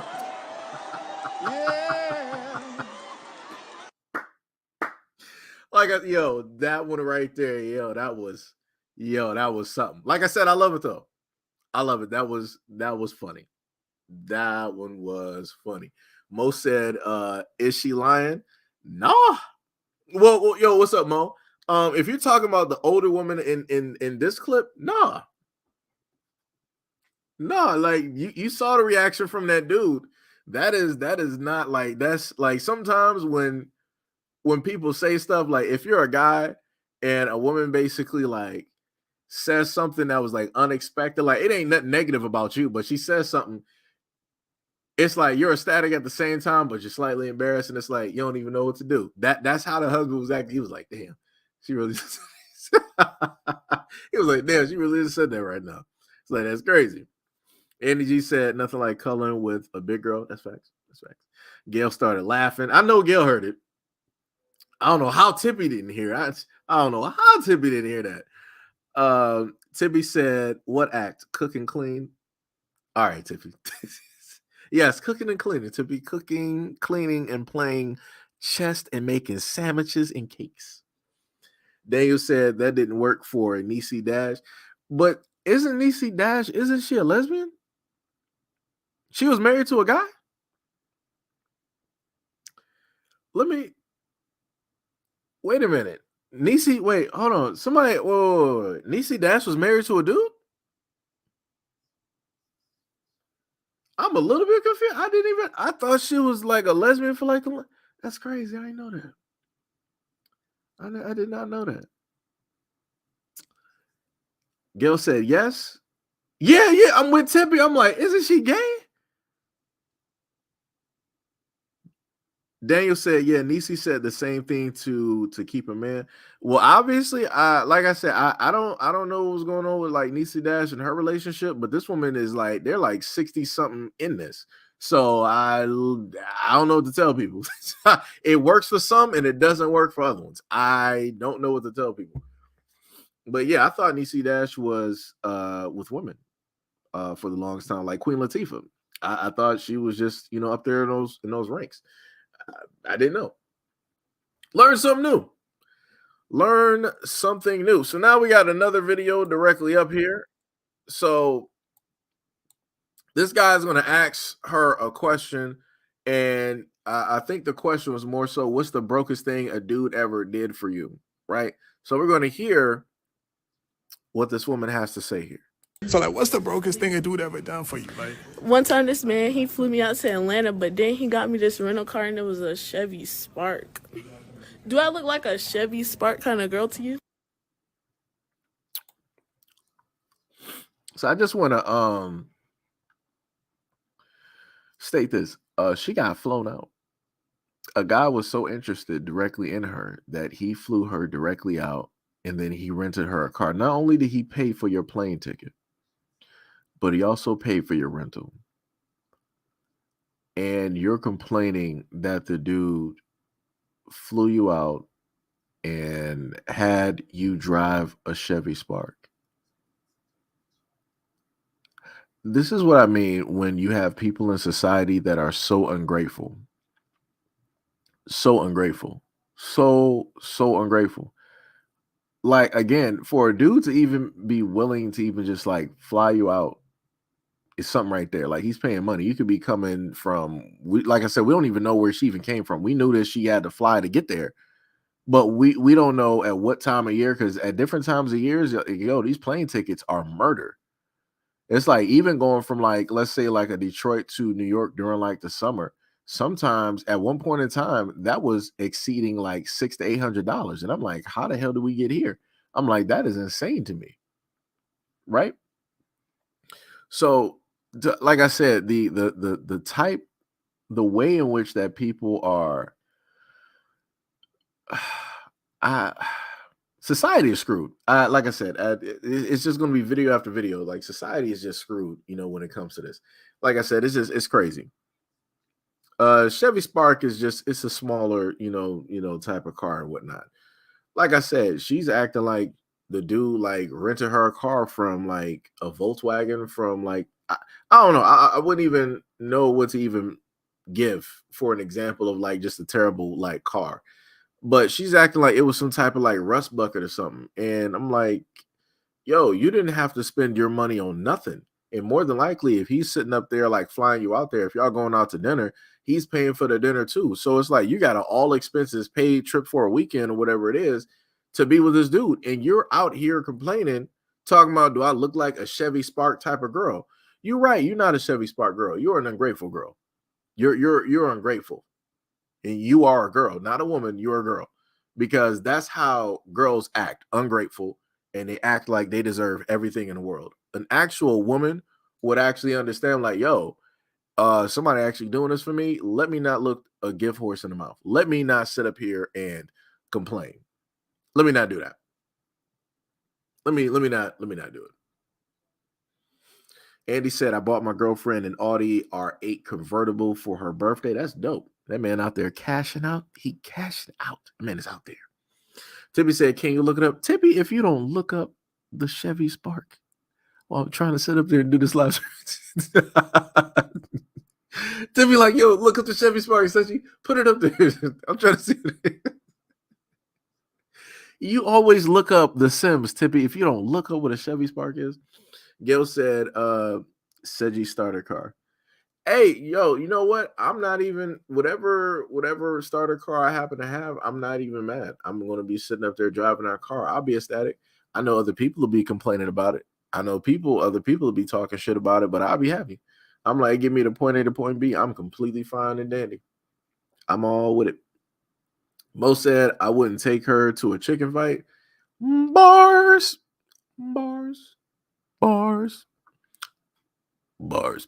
Tippy, if you don't look this stuff up, cannot believe this one. This is ridiculous. Lord have mercy. Let me see. Even though you have I want to know, Tippy has a way better phone than me. Tippy has a way better phone. Now I got to do the research on the Chevy Spark. Can't believe this. Can't believe this at all. All right, so we got pictures of the Chevy Spark. So let me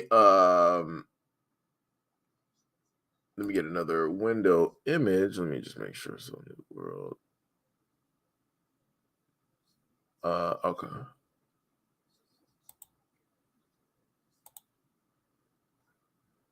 All right, so this is the Chevy Spark, so that people can see exactly what it is. This is what it looks like. And to me, like, the car looks fine. There ain't nothing wrong with the car. Like it's a very small car. They got like a multitude of like different colors, like the interior and stuff. It looks all right. Like I said, that's fine. Now, if she's sitting up there saying because she's like a certain size, that's different. That's a little bit different. But again, I've seen big girls in small cars, so I'm a little bit confused. This car seems like it would be her height. I'm talking about standing up. Like it seems like height to height ratio, she would be good. To literally complain about somebody literally getting you a rental, that is a decent rental, is completely crazy to me. Matter of fact, I just realized you guys probably can't see that because I did not put. Got to be kidding me. Hold on, let me go back. Chevy Spark, right there. Right. So for everybody out there, this is what they got a modified version of the. You know what? I learned lessons. I can't really click on a lot of stuff because if I do, you might get other images directly up here. So we are on the Chevy Spark. So we're looking standard issue at this moment in time. So we're doing good. We're doing good. We're going to keep it right there. But yeah, for everybody that's able to see it, this looks fine. This looks completely fine and dandy, standard issue, no problem, right? So let's just roll back. You said no, I don't. There's Google says all you got to do. App Android, zoom in. Is this the Miss Williams show? Miss Williams show? No, this was just a dude who was doing like an interview. You said, oh, that's nice. I like the pink one, standard small town car in the UK. Yeah, over there in Europe, like, yo, they got tons of small cars. Like, everything is compact over there. So it's not a lot of room. So they got to save space. So a lot of the cars are smaller. So it's like, it's a Euro type of car. And I'm like, that car is nothing wrong with that. There is nothing wrong with that car. And it can move too. Like, you're zooming in and out of traffic, like in between cars. Like, you are out there. But, like I said, if she wanted to talk about her size, I mean, she's short. She got weight to her, but she's short. So she's compact, just like the car. It ain't no problem. Everything matches. Like, it makes no sense to get it kills me to sit up there and see short women who are like, who can barely reach the pedals, talking about they want a certain type of car. Like, they're in like trucks that got lifts. And I'm like, dog, you're about like 4'11" and you're in a lifted truck. What are we doing here? You need two child seats combined in order to safely put you in that vehicle, and you more than likely need some modified foot pedals just so you can reach it. I'm like, what are we doing right now? It's crazy. It's crazy. JMG said that's true. We got a lot of small cars in London. Yeah, and the cars look dope. They look fly. Like I said, I don't be seeing no problem with small cars. This is when I sit up there and tell people this is like an American, type of thing where people, view certain cars as like less than or whatnot or whatever. Like I said, if she grew up over in the UK and this same scenario basically took place, like let a girl from like the UK be like flew over to like Atlanta or something like that, and then he gets her one of those cars. You're not going to hear her running her mouth on social media talking about like, oh, that was broke of him to do it. You're not about to hear that. You're not about to hear that. Tippy says she needs a golf cart. Andy G said facts and good gas mileage too. Tippy said, I want a golf cart. Yo, golf carts are dope. Like, yo, if I had the ability, if I had the money to have like a golf cart, bro, I'm driving that cart around. I'm going to like the corner store. Like, yo, I'm driving that bad boy around. I'm there. I'm whipping that boy. Yo, I am whipping that golf cart out there. We are making it happen. Like, yo, it'll be so fun. I had that golf cart with like different like colors and whatnot on there. Have like a nice little surround. I don't know. This is why I think like gated communities are dope, because you get to like drive around in like golf carts and the different variations of golf carts that they have that you can customize. Oh my God. Like I said, shout out to Nintendo with Mario Kart. Shout out to Nintendo. Tibby said, I want the 4-seater. Yeah. Like I said, I'm a simple type of person. Golf carts are dope. Like, just imagine if you're in a city where people just drive like golf carts to get around, right? They got a separate area for, let's say, like the 18-wheelers to get into, let's say, the business districts or the areas, but all the rest of the streets are like golf cart related. Just think about that. I think that'd be dope. I think it'd be pretty dope. Just like, you'll even see like young kids like, yo, where you about to go? I'm about to go to Jake's house. We about to take the golf cart, whip it out. Like, just doing stuff, I don't know. Maybe it's just me. All right, so now we're going to go to this next one here. Oh, wait, was that the same one? Yeah, it was the same one. Okay. So now I got to go and I can get these other videos for you guys. Let me see.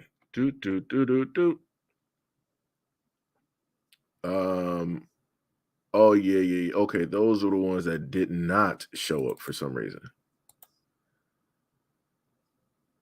All right. Refunding my money, you have to get. So give me a second. It's going to look a little bit weird at first because I got to put both of these videos directly up there. All right. So this is one video I really wanted to highlight. So this person said, "Cause my friends told me to post this on Twitter. So ladies, if he don't get you nothing for Valentine's Day, you need to call 1-800-THAT-GIRL. I specialize in home wrecking, whether it's your baby daddy, boyfriend, or her man. We get the job done or your money back guaranteed," right? So let's just look at this, right? This what happened to niggas that fuck you.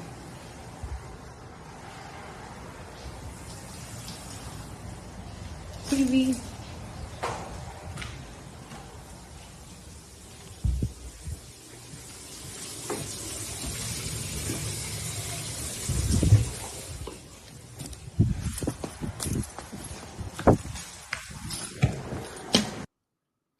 I hate when dummies do stuff like this and then they want to mess up somebody's house and they want to record themselves, but they don't record like their actual selves. Like they want to make sure not to put their face directly. No, put your face directly out there. This is your work. Like I said, I want full charges on this woman. I don't know who she is. Full charges. I want full charges on her for this foolishness. Let me just go back. Let me mute this and go back. All the damages that are here. She poured like flowers. She done ripped cabinet doors completely off. She done tore up the bed. I don't know where the mattresses are. Tore up the cabinets in the bathroom. Flat screen TV is jacked. She done cut up other stuff directly in here. More stuff like in this.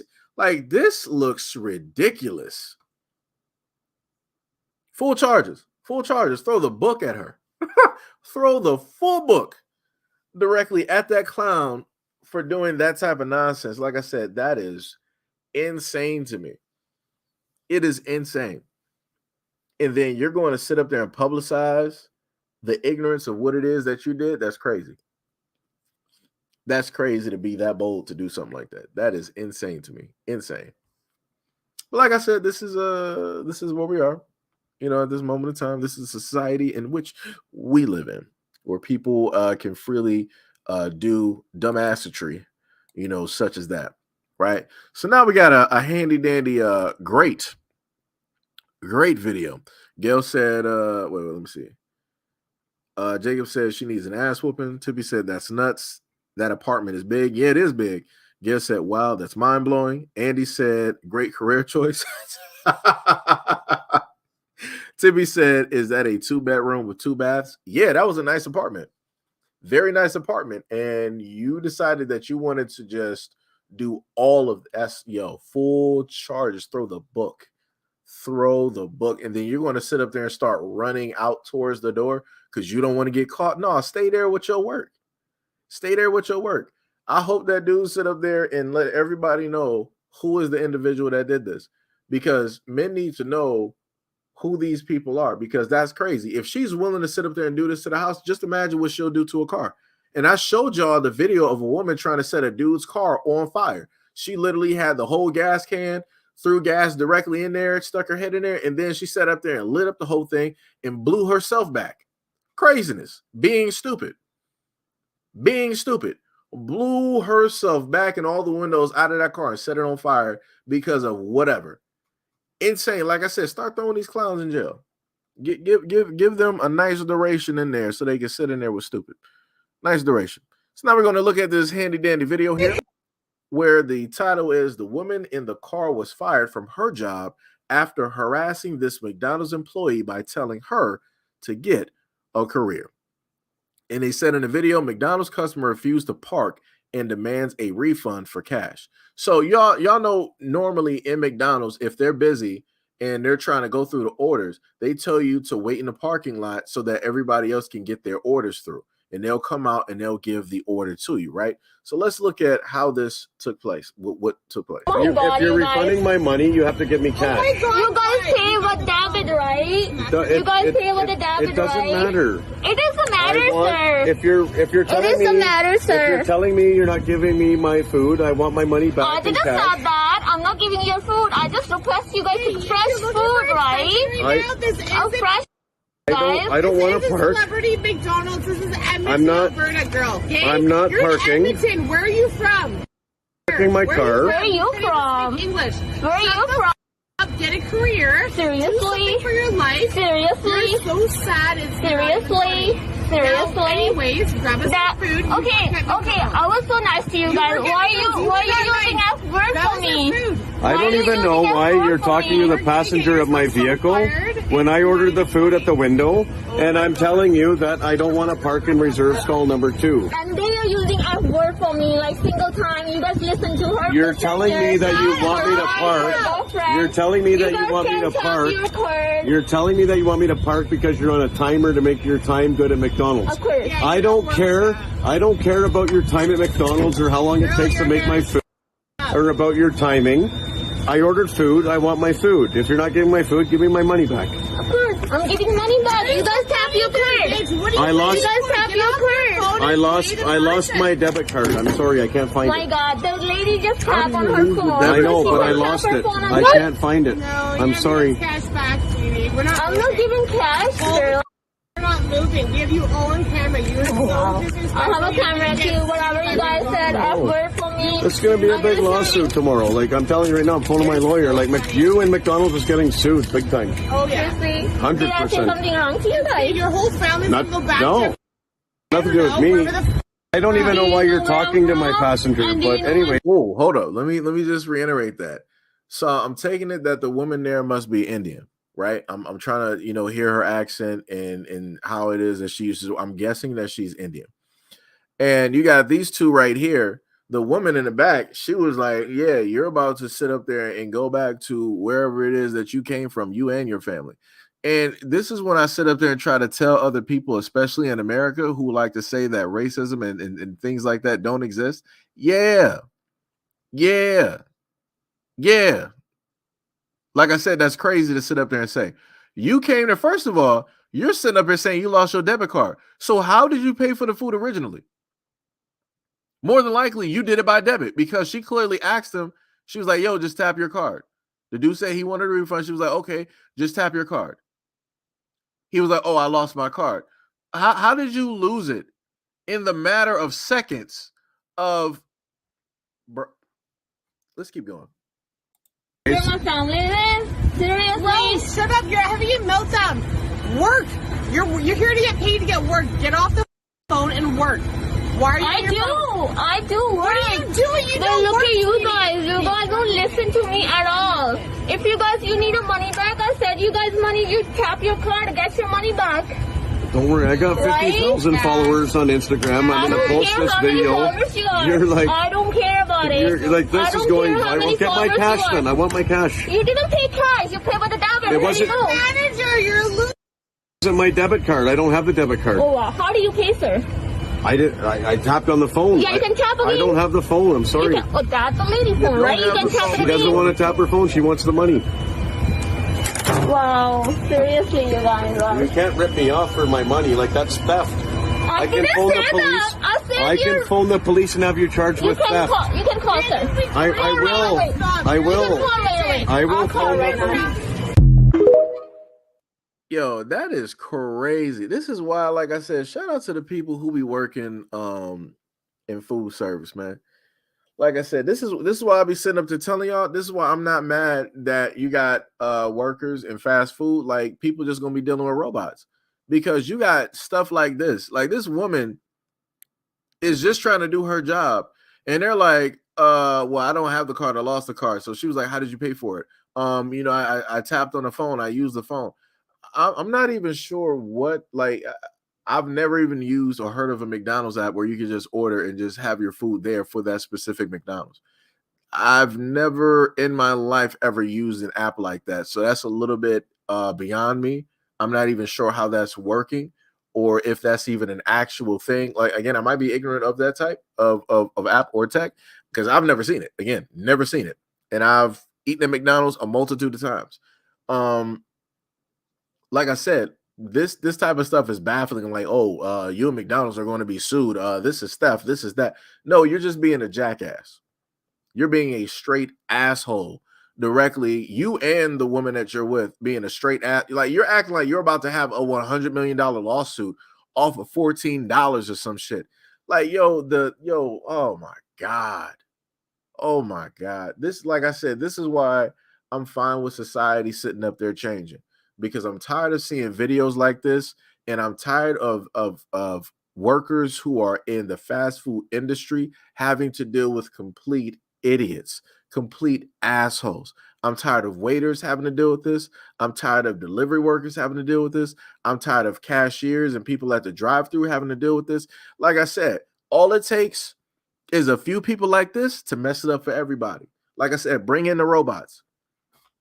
Bring in the robots, because you're not going to see people. You're going to see how stupid people are, because what's going to happen is when they don't have a person to argue with, they're going to be like, oh, let me film this McDonald's robot. Look at this. Look at this. We don't even have people here. I can't even talk to anybody. They got my order wrong. I specifically asked for, 3 sauces. They gave me 1. And that's how stupid it's going to get. People are still going to find a way to perform stupid. Like I said, people don't understand. People are going to understand it sooner than later. But like I said before, bring in the robots. Bring in the robots. Let the robots take over. I'm completely fine. Skynet. We up. Like, it is crazy. It is crazy. Andy said, one day she'll be staring down both. Ooh, that's bad. Dreamless, what is up? What is up? Said, wow, her voice is annoying. Tippy said, this is silly. Just wait in a parking lot. What's the issue? Gail said, that is berserk for real. Tippy said, what if the robot spit motor oil in your phones?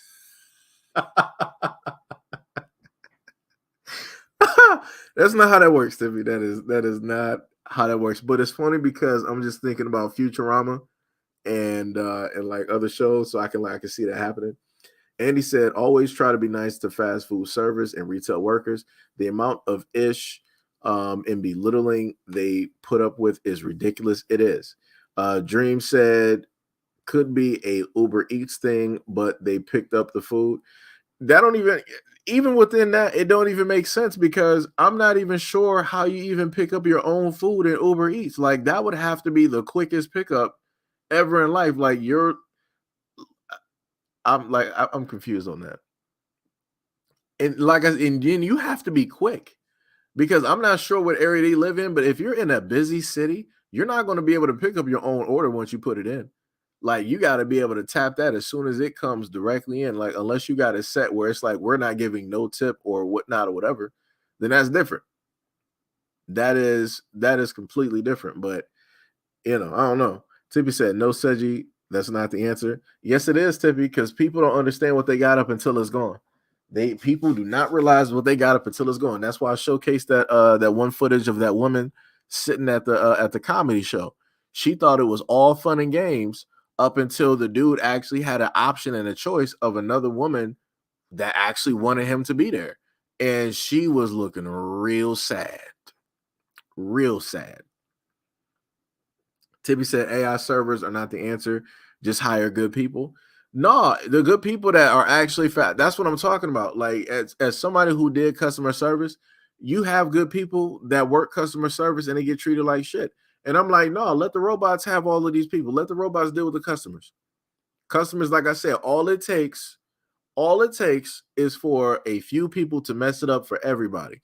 I guess everybody didn't learn that in school. Everybody saw that. There's been a multitude of times we were about to have pizza parties or certain food ordered, and all we had to do was one thing, and all it took was for one person to mess it up, and then we didn't have it. Like I said, we need those same rules to apply out here in real life, because people are not going to understand it. Like I said, it's too many people out here that were like, oh, we're all individuals. No. You can be an individual, but even though you're an individual, you're still a part of a group. No matter how individual you think that you are still a part of a group. That's my main point. And like I said, people do not realize what they got up until it's gone. So once all of these robots start coming in there, and that whole social engagement thing that people were normal to do for all of these decades and hundreds of years, once that starts phasing out, people going to be starting to act different. People are going to really start to act different. You're going to start to hear more people online talking about like, yeah, the world out here is so cold now. You can't even have engagements and conversations. First it started with the stores and the self checkouts, and now the AI checkouts, and now you got the robots, and now we go into fast food, and you go into the restaurant and it's just a screen, people sitting down, and it's nobody even really working the food. It's nothing but robot arms. Like it's so lifeless now. Yeah, because nobody should have to sit up there and deal with foolishness. People are already not making enough money, and now you want people to sit up there and not make enough money and have to deal with stuff like this? Nah. Like I said, I'm for, as a person that worked in customer service, bring in the robots. Bring it in. I bring it directly, and I'm all for it. Like I said, I wipe my hands. Bring in the robots. I am all for it. Because that's the only way that people are going to learn. There is no other way for people to actually learn. You got to sit up there and make hard choices out here, and you got to just make things happen in order for people to realize. That's it. Gil said that's so true. Tippy said, hire a what? Germaphobe people. Hire people that love cooking. People before hiring, they should do a Senate. No. No. Tippy, I'm not talking about the workers. The workers are fine. I'm talking about the customers. The customers are the ones that film just like these fools here. Oh, I'm about to film this. It's about to be a lawsuit. I'm going to corporate. These dumbasses both got their phones out.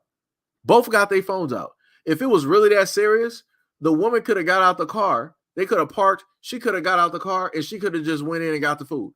If it was really that serious. But that's not what they wanted to do. They wanted to sit up there and cause a ruckus. He was like, yeah, I got 50K followers. We're going to see. You're going to go viral. This is what I'm talking about. It used to be a point in time where if somebody had 50K, it was like, all right, that was something. Now you just got a whole bunch of people just trying to get a whole bunch of followers just so they can look for an instance to try to use it in a negative way. This is why a lot of people don't got power. This is why. Because people misuse and mismanage that type of power that they actually have to literally try to threaten this woman who is doing her job, that you're going to expose her on your 50K of followers, and then whatever your goofy ass girlfriend got. That's clowns.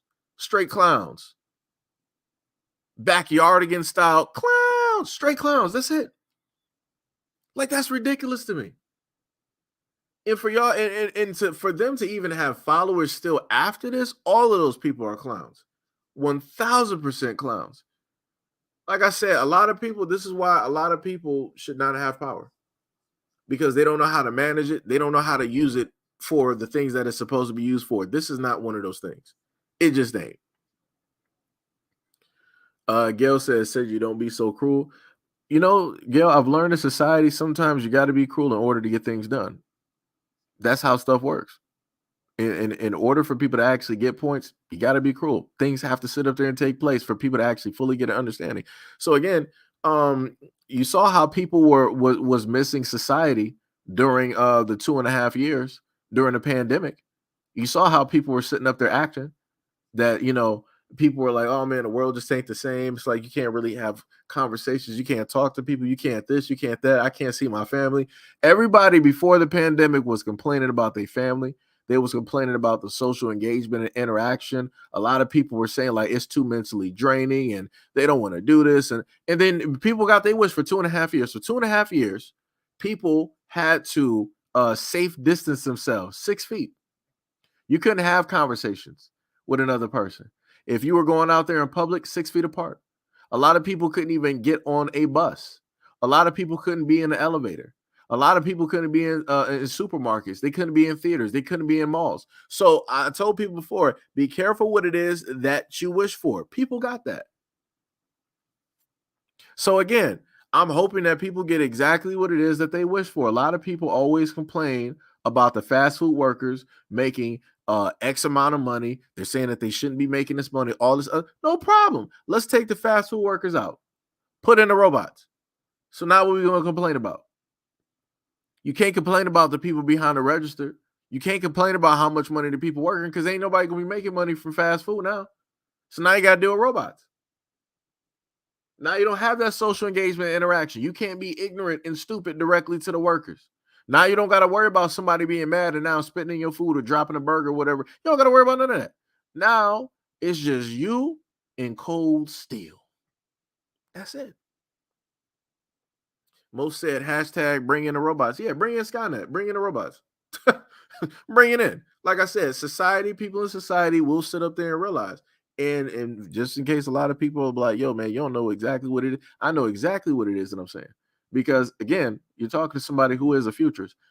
I understand technology. I understand to the furthest extent and the horrible things that can sit up there and transpire. It is what it is. Bring it in. Because people are not going to understand and want to sit up there and change up until they actually see those things directly taking place in front of them. When things become real and people can actually see and analyze these things, then people are like, okay, no. This ain't what we want. Let's go back to what we used to have. The only way that people are going to start acting better towards other people is when they can't have those interactions with other people. So let's start lessening all of those interactions. I am all for it. Shout out to Japan for having robot waiters. Shout out to Japan. We need to start bringing that over to the United States. Start bringing that over. Tippy said, okay, fine. When AI turns into a machine with feelings, that's it for y'all. It is what it is.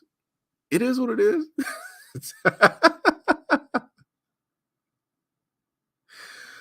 Godzilla said after history, black women who wanted Caucasian men to prefer them is completely psycho to me, shaking my head. Okay, so he's at the oh, we've been going for 2 hours. I didn't even know. I just been running my mouth. So he's in the first parts. I think like the first 30 minutes of like the live stream, I think. Tippy said AI going to start charging human beings for using their intelligence. Keep playing. Hey, it is what it is. Tippy said, I don't complain. Just worry about getting your face scanned before ordering a Big Mac. AI going to say your order is ready, Tiffany, when I didn't give it my name. Tippy said, no, we don't. Gail said he is an authoritarian. I'm just at the moment in time where, like I said, I view things in two different ways, right? I can see things how everybody else basically sees it, and then I'm just at a point in time where I'm just like, yo, just usher in like all the other stuff. Just bring it directly in here because people are not going to understand. Case in point, the only way for people to stop a lot of, I'm talking about the overwhelming amount of wars and stuff like that, you have to have a common enemy. I've learned, I've seen this message throughout a lot of different animations and different things that I've watched even since I was little. I've noticed that one main thing, in order for everybody to shut up, in order for people to just look at other people as human beings, you have to have an enemy that is greater than them in order for them to literally calm the fuck down. And I'm like, it shouldn't even have to take all of that with a bunch of adults. This is why I sit up there and say, like, a lot of adults are just children. We talk about all the times how kids basically bicker and how they're fighting and all this other type of stuff. And because they're young, so what's the excuse for adults? Ignorance? Can't really say ignorance because look at the libraries, look at the computers, look at everybody with a cell phone, look at the positions that a lot of adults in. Look at how a lot of adults are over nations and in towns and all this other. So we can't even really sit up there and say ignorance. You know, like I said, this is why I sit up there and say a lot of the things that I say, no matter how crazy it may seem, because people are not going to understand. That was the one main thing that my mom told me. I think she still says that sometimes, that people are not going to either understand or people are not going to see it up until it's gone. Like I said, everybody, we complain about the lives that we have at this moment in time. But let a nuclear war basically happens and we have nothing but like cold winters. You're going to hear people talking about yesteryear. It's like, oh man, I miss sitting up there being able to go outside and just hear people play music. We complain about people rolling down the street playing loud music. Soon enough, there's going to be a point in time where you're not going to hear that. Soon enough, you have a point in time where you're not going to be able to hear the birds chirping and the bees buzzing. You're not going to sit up there and smell the air of summer and spring. You're not going to have, like those May showers and all that. You're not going to have a lot of that stuff. And then you're going to have people thinking back and crying about a lot of that stuff and how good it used to be. But as of right now, because people don't know anything else and they don't have anything to compare it against, this is the worst that we are at this moment in time. So like I said, take it all away. It's that simple. That's the only way that people are going to appreciate anything. The moment in time that you take it away from people, people will now appreciate it. It's just like kids. Kids don't appreciate the toys that they got. You can have one child and you can spoil them rotten and give them like 100 toys.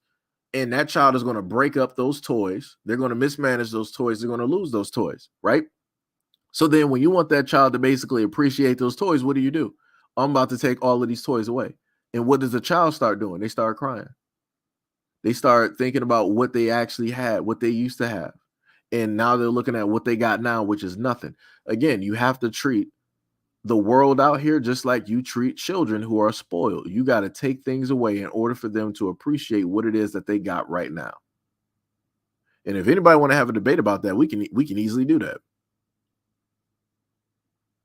We can easily do that. Like, it's crazy. Mo said, what? Canceled my online Subway order yesterday. Went to pick it up. A boy's making the sandwiches, had sores on his arm. Ooh. Oh, no. Oh, no. Oh, no. Yeah, we out of there. We ain't making nothing. Like, yo, if you got health problems, you should not be working in fast food. Work with chemicals. work with janitorial chemicals. Don't be working in fast food. If you got lesions and stuff directly on you, don't be working in fast food. Yo, no, work with some chemicals somewhere. It is crazy. Yo, Pink, what is up? Gail said that's crazy, but it's true. OMG. Mo said hashtag bring in the bots. Tippy said AI apartment going to lick you out of it. Wait, what? AI apartment going to lick you out if you didn't pay rent? Is that supposed to be throw you out? You are no longer authorized at this residence until payment. Oh yeah, it'll probably be like that. Like I said, it's going to be what it's going to be. I'm not mad because you got a lot of people that feel like they got the right to like not pay. And then they feel like, okay, well, I got these rights to basically stay here. You can't force me out.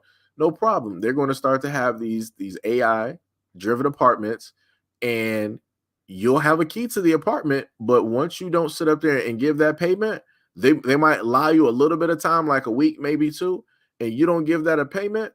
The moment in time that you're out of that apartment, you're locked out. Or they'll just sit up there and do something else different. Like I said, there's going to be a variety of things that are going to transpire and take place when it deals with like robotics, AI and stuff in the future. And I can only just tell people, y'all better be prepared. Because like I said before, all it takes is a few people to ruin it for everybody. Like I've seen videos of people who were evicted and they decided that they wanted to mess up the piping.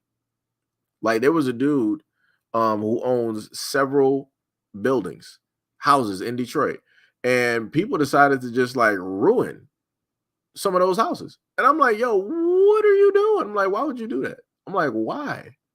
I'm like, that doesn't make any type of sense. Like at the end of the day, to, in a sense, do that. Like it just, for the life of me, I just don't happen to get it. But, whatever. It only takes a few people to sit up there and mess it up for everybody else. Keep telling people. So everybody else that don't want stuff to be messed up in the future, start keeping those few people in line. That's all you got to do.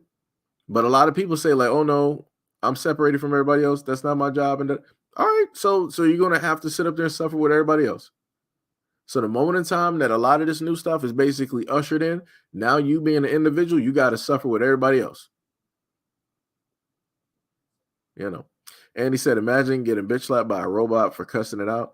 I'm waiting for that. Like I said, I'm waiting for robots to sit up there and fight back. Like these people or whatnot, or eject their cars or something. I'm waiting for it because I'm just gonna be sitting there laughing because I'm like, well, this is what people ask for. If people knew how to treat human beings as human beings, we wouldn't have to sit up there and worry about it. Oh, Tippy said lock. I was like, what did it say lick for? I'm like, wait a minute. I'm like, what type of robots are these? Tippy said, I appreciate my toys and I still have some of my dolls. You better keep those in a box because those are probably going to be worth some money in another 10 to 20 years. Gail said, damn, says you're not working with chemicals. No, working with chemicals because those are the only safe things that are meant to be around that person that are safe. Because you're not going to infect, some bleach or whatnot, and you got lesions and stuff on your. Like I said, that's crazy to me. I heard about somebody doing that during the pandemic, at a Dunkin' Donuts, and this was during the time of like monkeypox. And you had a dude that was working there, and he had like these lesions on his arm, and then the dude saw that some people noticed, and then he left. I'm like, yeah, because your ass wasn't supposed to be working there. Like, how you working and you infected with something? Like, what is wrong with you? Like I said, this is why, like I said, bring in the robots. Bring in the robots. I'm tired of hearing about hepatitis A being spread to people. I'm tired about all this other nonsense going on. Like I said, bring in the robots. Hashtag bring in the robots. Transformers, more than meets the eye. Bring them in. Bring him in. Let me get Bumblebee sitting up there making my what was it? My turkey egg croissant with cheese. Let Bumblebee sit up there and make my food. Because at least I know my food is going to be cooked properly. I don't got to worry about dirty hands, somebody going to the bathroom, somebody having a bad day because somebody else cussed them out when they were waiting in line. I don't got to worry about none of that. Don't got to worry about none of that. And he said, just as long as a child doesn't have a 3D printer. Oh, yeah. 3D printers are dope. 3D printers are pretty dope. Tippy said, LOL, no Seji, you an evil villain. I am not evil, Tippy. I'm just being as real as possible when it deals with how it is that human beings are on this planet. In general, human beings are not appreciative. Just to be real. Like, just look at it from the aspect of like how it is that the planet gets treated. Look at all of the garbage. Right? Look at all the chemicals we toss in the air, that we toss in the water, that we put into the ground. Look how it is that we bore directly into like the crust and destroying the land around it just so that we can dig something out that we consider valuable or that we want to put a monetary value on. Look at how it is that we're knocking down tons of forests. Look at it, how it is that we're burning up tons of acreage, taking homes away from the animals that naturally live there just to make way for us. Look at all of the stuff. I can't give you a point in time where human beings have actually been beneficial to a planet. I can't show you one.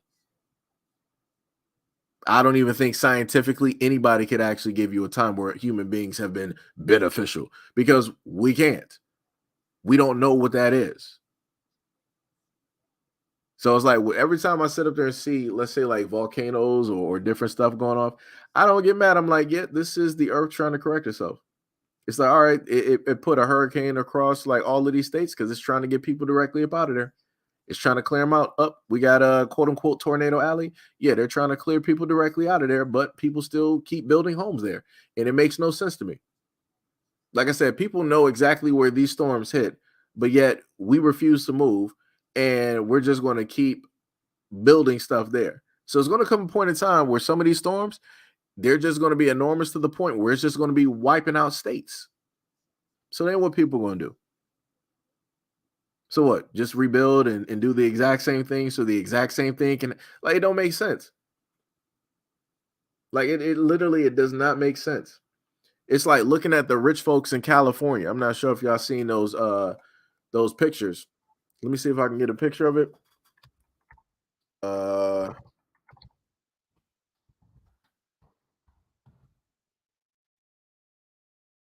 California homes.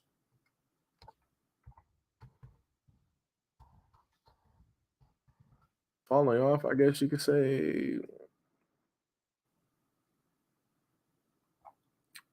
Let me see if I can get the actual image.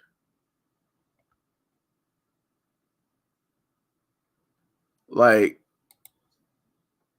well, that's not. I mean, that's close to it. Yeah, I just use that image.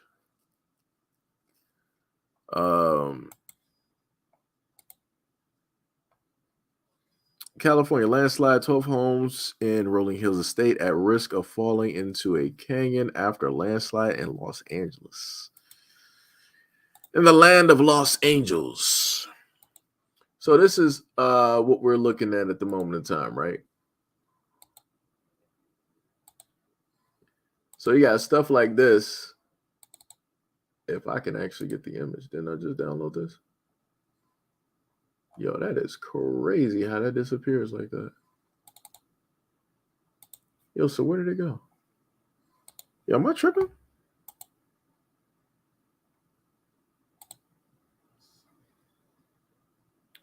Okay, it's in the fire shot area. Hold on, let me see something.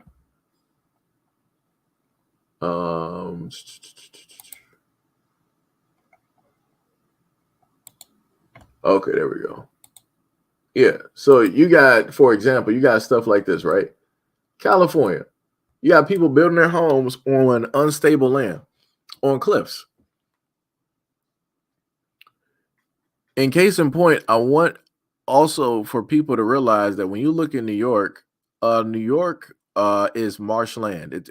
It's water, right? It was not supposed to have all of these buildings there. That ground was not stable enough for all of that digging and all that stuff that they decided that they wanted to sit up there and do. But human beings being human beings was like, well, we don't care what nature's doing. We're going to do whatever it is that we want to sit up there and do. And now people got to suffer the consequences. So when I start seeing stuff like this where homes are collapsing and they're falling into a ditch, I'm like, well, human beings decided that they wanted to build wherever it is that they wanted to build because of the selfishness of human beings. This is now suffer the consequences. So all of that money, all of those memories are completely gone because the earth is now going to eat up all of that. So like I said before, people are not going to understand up until, things start seriously taking place. That's the best. Like I said, that's the best way that I can sit up there and, and put it. You said I still use a pen and paper, do all of y'all. Andy said the next day the kid got the same toys you confiscated the day before. Tippy said, Sergio, you're going to be that black billionaire creating evil robots.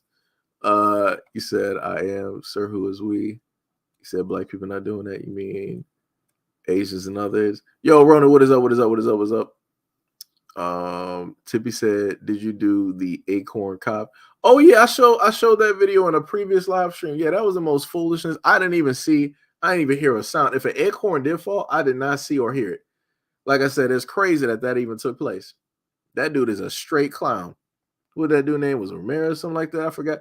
Whatever his name was, crazy. Straight crazy. Andy said Gaia is a living, breathing entity, and we need to look after her because she has always looked after us. I got to the point where I realized trying to explain that other than human beings, other things out here are living and alive. I got to the point in time, I'm not explaining this to nobody else. Everybody think I'm crazy anyway, so be it. So I'm just going to leave it as that. So the moment in time that the earth starts producing and doing the things that it normally does, and that magnetic field is basically gone, it's over.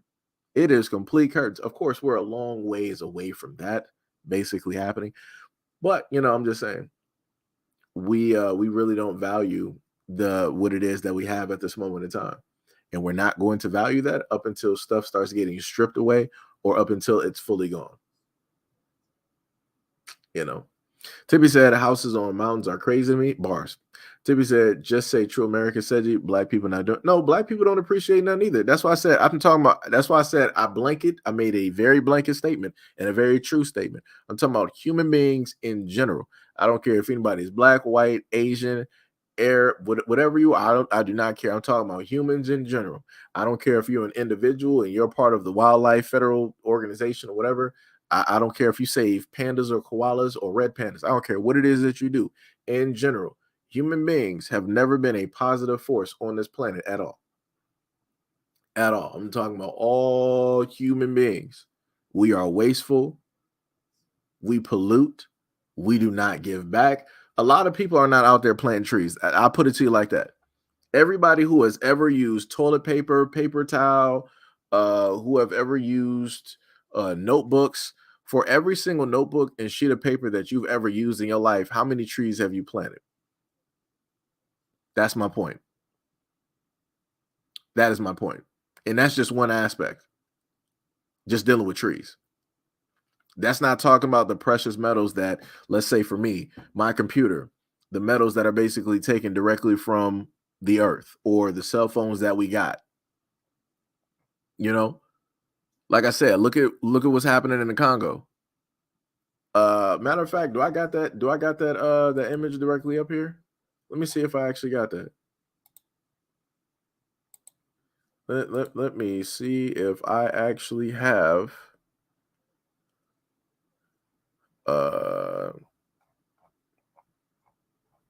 the image directly up here, because like I said, like this stuff is like how everything is like transpiring is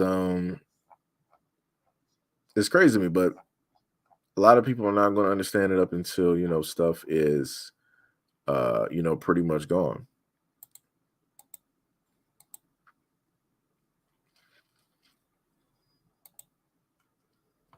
You know,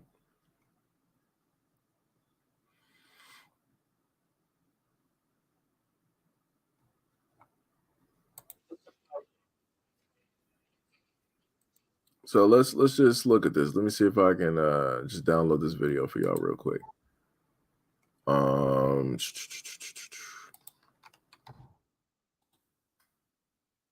Like I said, I'm looking at the harsh reality, because again, like I said before, we talk about a lot of problems, we talk about a lot of issues, and you know, different stuff and whatnot. But nobody ever talks about humans in general. We can easily sit up there and say like, oh, look at what this person is doing, or this ethnicity, look at what this other person is doing.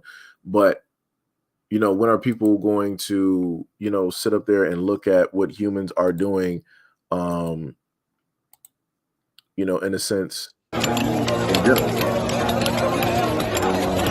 right? So like, look at that. All of those people basically there trying to get those metals directly from the earth, so that the phones and the stuff that we sit up there and use are viable. Look at that. The amount of earth that had to be moved. The amount of earth that had to sit up there and be moved. So somebody tell me, what is the positive effect that human beings are actually accomplishing here for the planet, for the earth, while they're doing all of this digging, getting all of these metal ores directly out there? The only thing that I can sit up there and give you is for the selfish nature of human beings. Like I said, I got a phone, I got a computer, I got a game system, I got a lot of these things. And this is where a lot of this stuff comes from. You have some adults in there, you got child labor directly in there, and they go directly through all of this, including dying, just to sit up there and make sure that we got the things that we need so that the things work. Also, that Apple and all these other places can sit up there and charge exorbitant prices, and these people don't get nothing, barely even cents, for the stuff that they dig up and, you know, help to make these corporations hundreds of billions, if not trillions of dollars.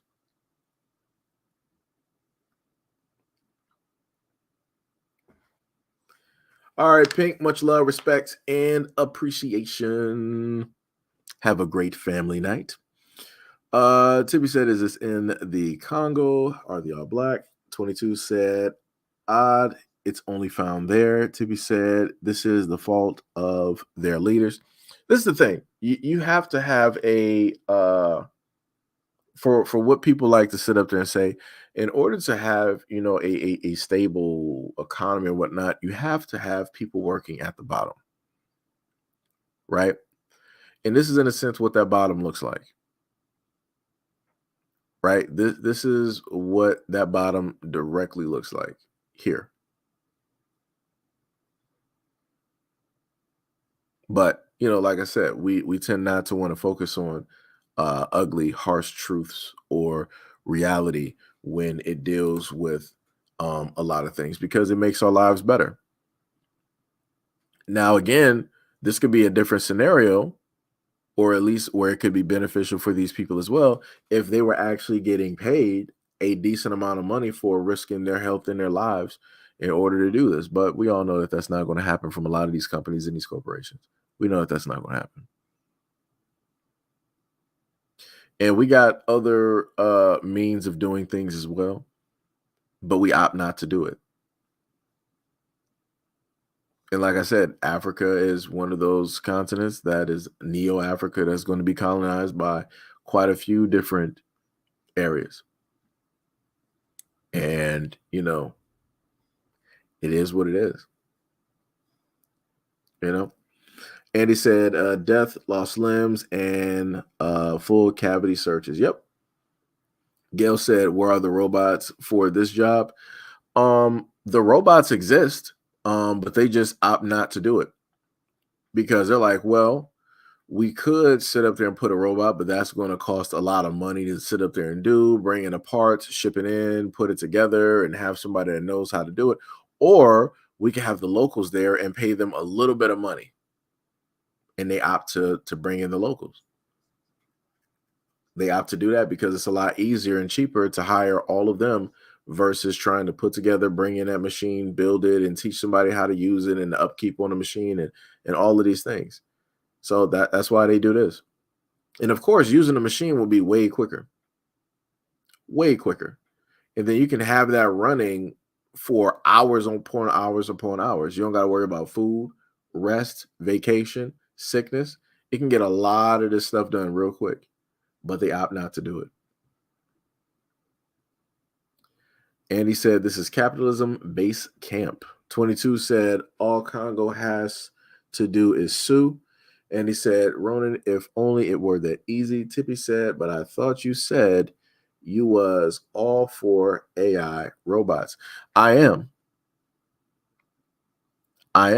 But do you think that a lot of these people would want a robot to sit up there and take money directly from them, no matter how much they're getting? Nope. They'll sit up here and say like, oh, whatever, how much ever it costs, you can almost pay me nothing and you know, and let me do it. You will have people out there that will say that because they're just trying to sit up there and get a little bit of something, because a little bit of something is better than nothing at all. And I said before, I'm for robots and AI so that people can have a easier life, so that we can sit up there and do more important things and focus on more important things. But at the end of the day, realistically, people are just going to get lazy. And inevitably, that's what's going to happen, because the moment of time you make things easier, it's going to make people lazier. It just is. People are not going to appreciate things as much. It's going to come right back full circle to what it was before, which is the lack of, you know, appreciation for, you know, certain things. So, you know, it's crazy. It is crazy out here in these streets. 22 said, watch the Animatrix Part 1. I think I might have seen that some years back. 22 said they're going to mess around and find gold. They found gold in other areas in Africa, like mounds of gold. And then people from the country were coming there to basically get their little piece of gold, which rightfully so they should be able to get. And they should be able to sell that to get some type of money.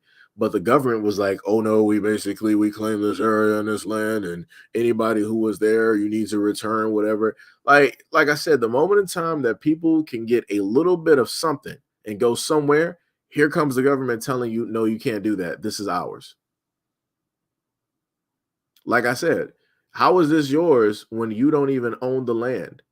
You didn't make this land. You didn't build this land. This gold was naturally here. The people who are there should be able to take part and get a little piece of gold and be able to sell it so that they can just be, you know, fine, so that they can be okay. Like I said, the governments are not for people at the end of the day. They're not. But like I said, I can go a few different places, you know, directly with these things, but you know, it is what it is. It is what it is. When it comes to these things, it's like I said, it's crazy. It is completely baffling and crazy. Let me see. I do have some other videos, but I will more than likely just save that probably for another.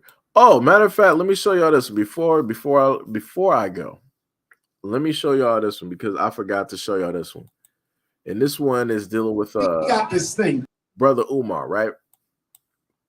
And I want to just highlight and showcase this, right? Brother Umar, regardless on if people hate him or love him, he has been more consistent than a lot of other people out here when it deals with one topic.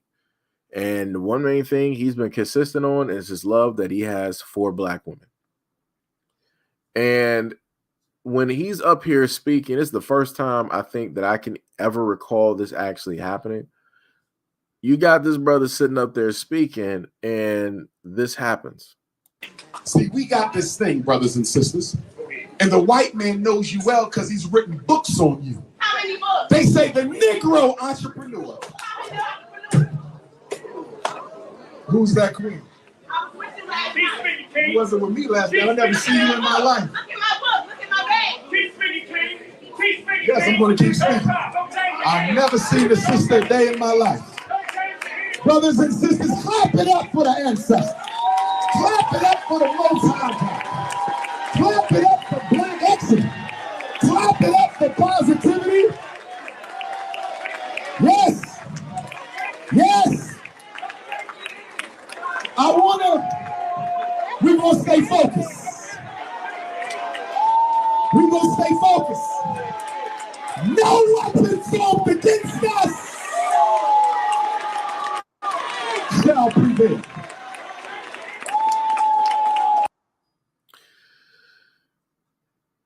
Yeah. So I just want to say this, right?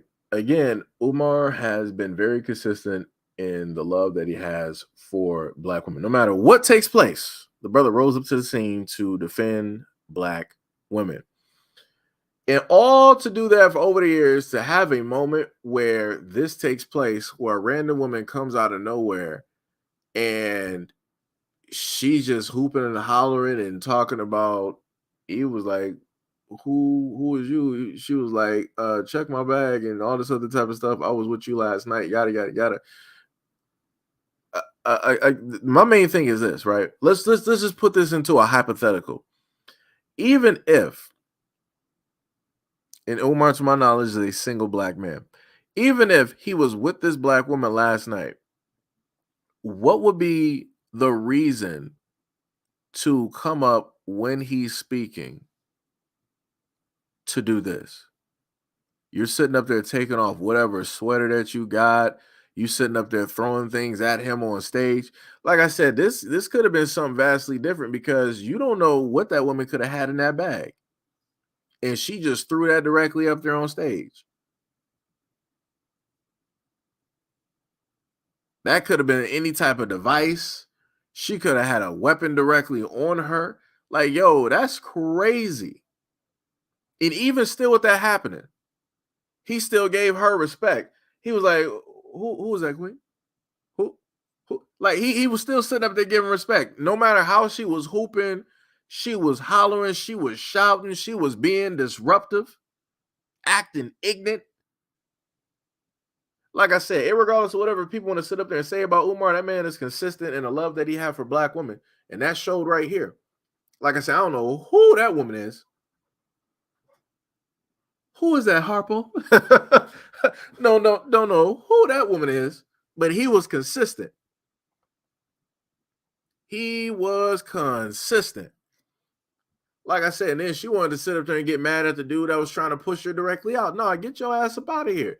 Because you're doing way too much. You too big to be doing all that. You are too big to be doing all that. Real easy. That woman is probably a solid 4 something. Let me see.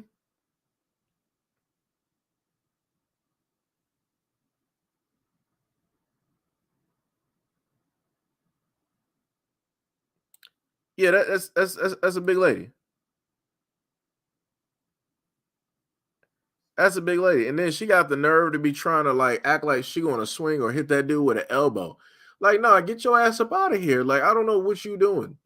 Like, you're doing way too much. Even if you and Umar were together, what's the use of doing this? He wasn't on stage talking bad about you. He wasn't on stage saying nothing negative about black women. If y'all did sleep together, it was a moment y'all had, and that was it. Like I said, that's crazy to me, son. That's crazy to me. And I don't know who Umar's like security is. Like, yo, you need to hire some better people. Or like, I don't know what was going on. You're like, yo, you need some security. She should not even have been able to make it that far to even throw a bag that was like close to even hitting him. Like, yo, that's crazy to me. That is crazy to me. Straight crazy. But that is it. That is it, people, for this live stream with a few of the topics and things that we decided to go directly over. Just had a few things to just touch on and whatnot. Much love, respect, and appreciation to all 15 people that are currently here, directly at this moment in time. Love you guys a lot. Thank you guys for being here, for being a part of the live stream. We've been going for about close to 3 hours. I'm about to sit up there and probably go find me some food or whatnot, real quick, and go heat that up and eat it. And probably watch, some YouTube videos or whatnot. And probably, do something like that. Tippy said, what are you going to eat? I don't know. Got to find something. We're going to figure out what it is. Andy said over 300 for sure. I would say probably about like a good $4 something. Probably a good solid $4 something. Like I said, she made a straight ass out of herself doing that. And that's crazy. That is 1,000% crazy. Like I said, and I hope Brother Umar stays protected. Stay doing the stuff that he is doing. And make sure to have better security, because stuff like this just should not be happening. Tippy says she is not 300. I said 4. I was just slowing back and looking at the what's the name. I said a good solid 4, because I know women who are 2, and it's not like that. Wait, Gail said, "Damn, 4 something." that's the black way of saying something. 4 something, yeah. Yep. That's from what I can sit up there and get from my spectacles. That's what I'm guessing, what I'm theorizing. Right. But much love, respect, and appreciation to any and all of you guys that have been here for this live stream and whatnot, and giving back feedback and communication and something like that. Tippy said a 300 something woman would be smaller than her. Yeah. So, man, Andy said a salad dodger. Oh man, that's crazy. That's crazy. That's great. But much love, respect, and appreciation to everybody there. Hopefully you guys are having like a good weekend. Order y'all something to eat, watch some movies, some different stuff of that nature. And I will catch you guys on the next live stream, which should be live stream number 67. Tippy talking about, wait. No, Tippy, we are out of here. We are tired. We are about to go eat some food. I'm still trying to figure out what I'm going to do the game streaming. I could have technically did that today instead of a normal live stream, but I opted for a normal live stream. And no, Tippy, I'm not about to eat on stream.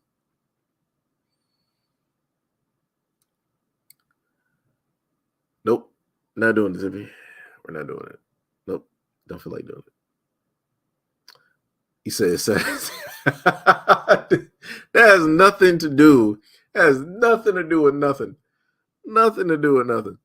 This one was like, hold on, it's Saturday. That means nothing.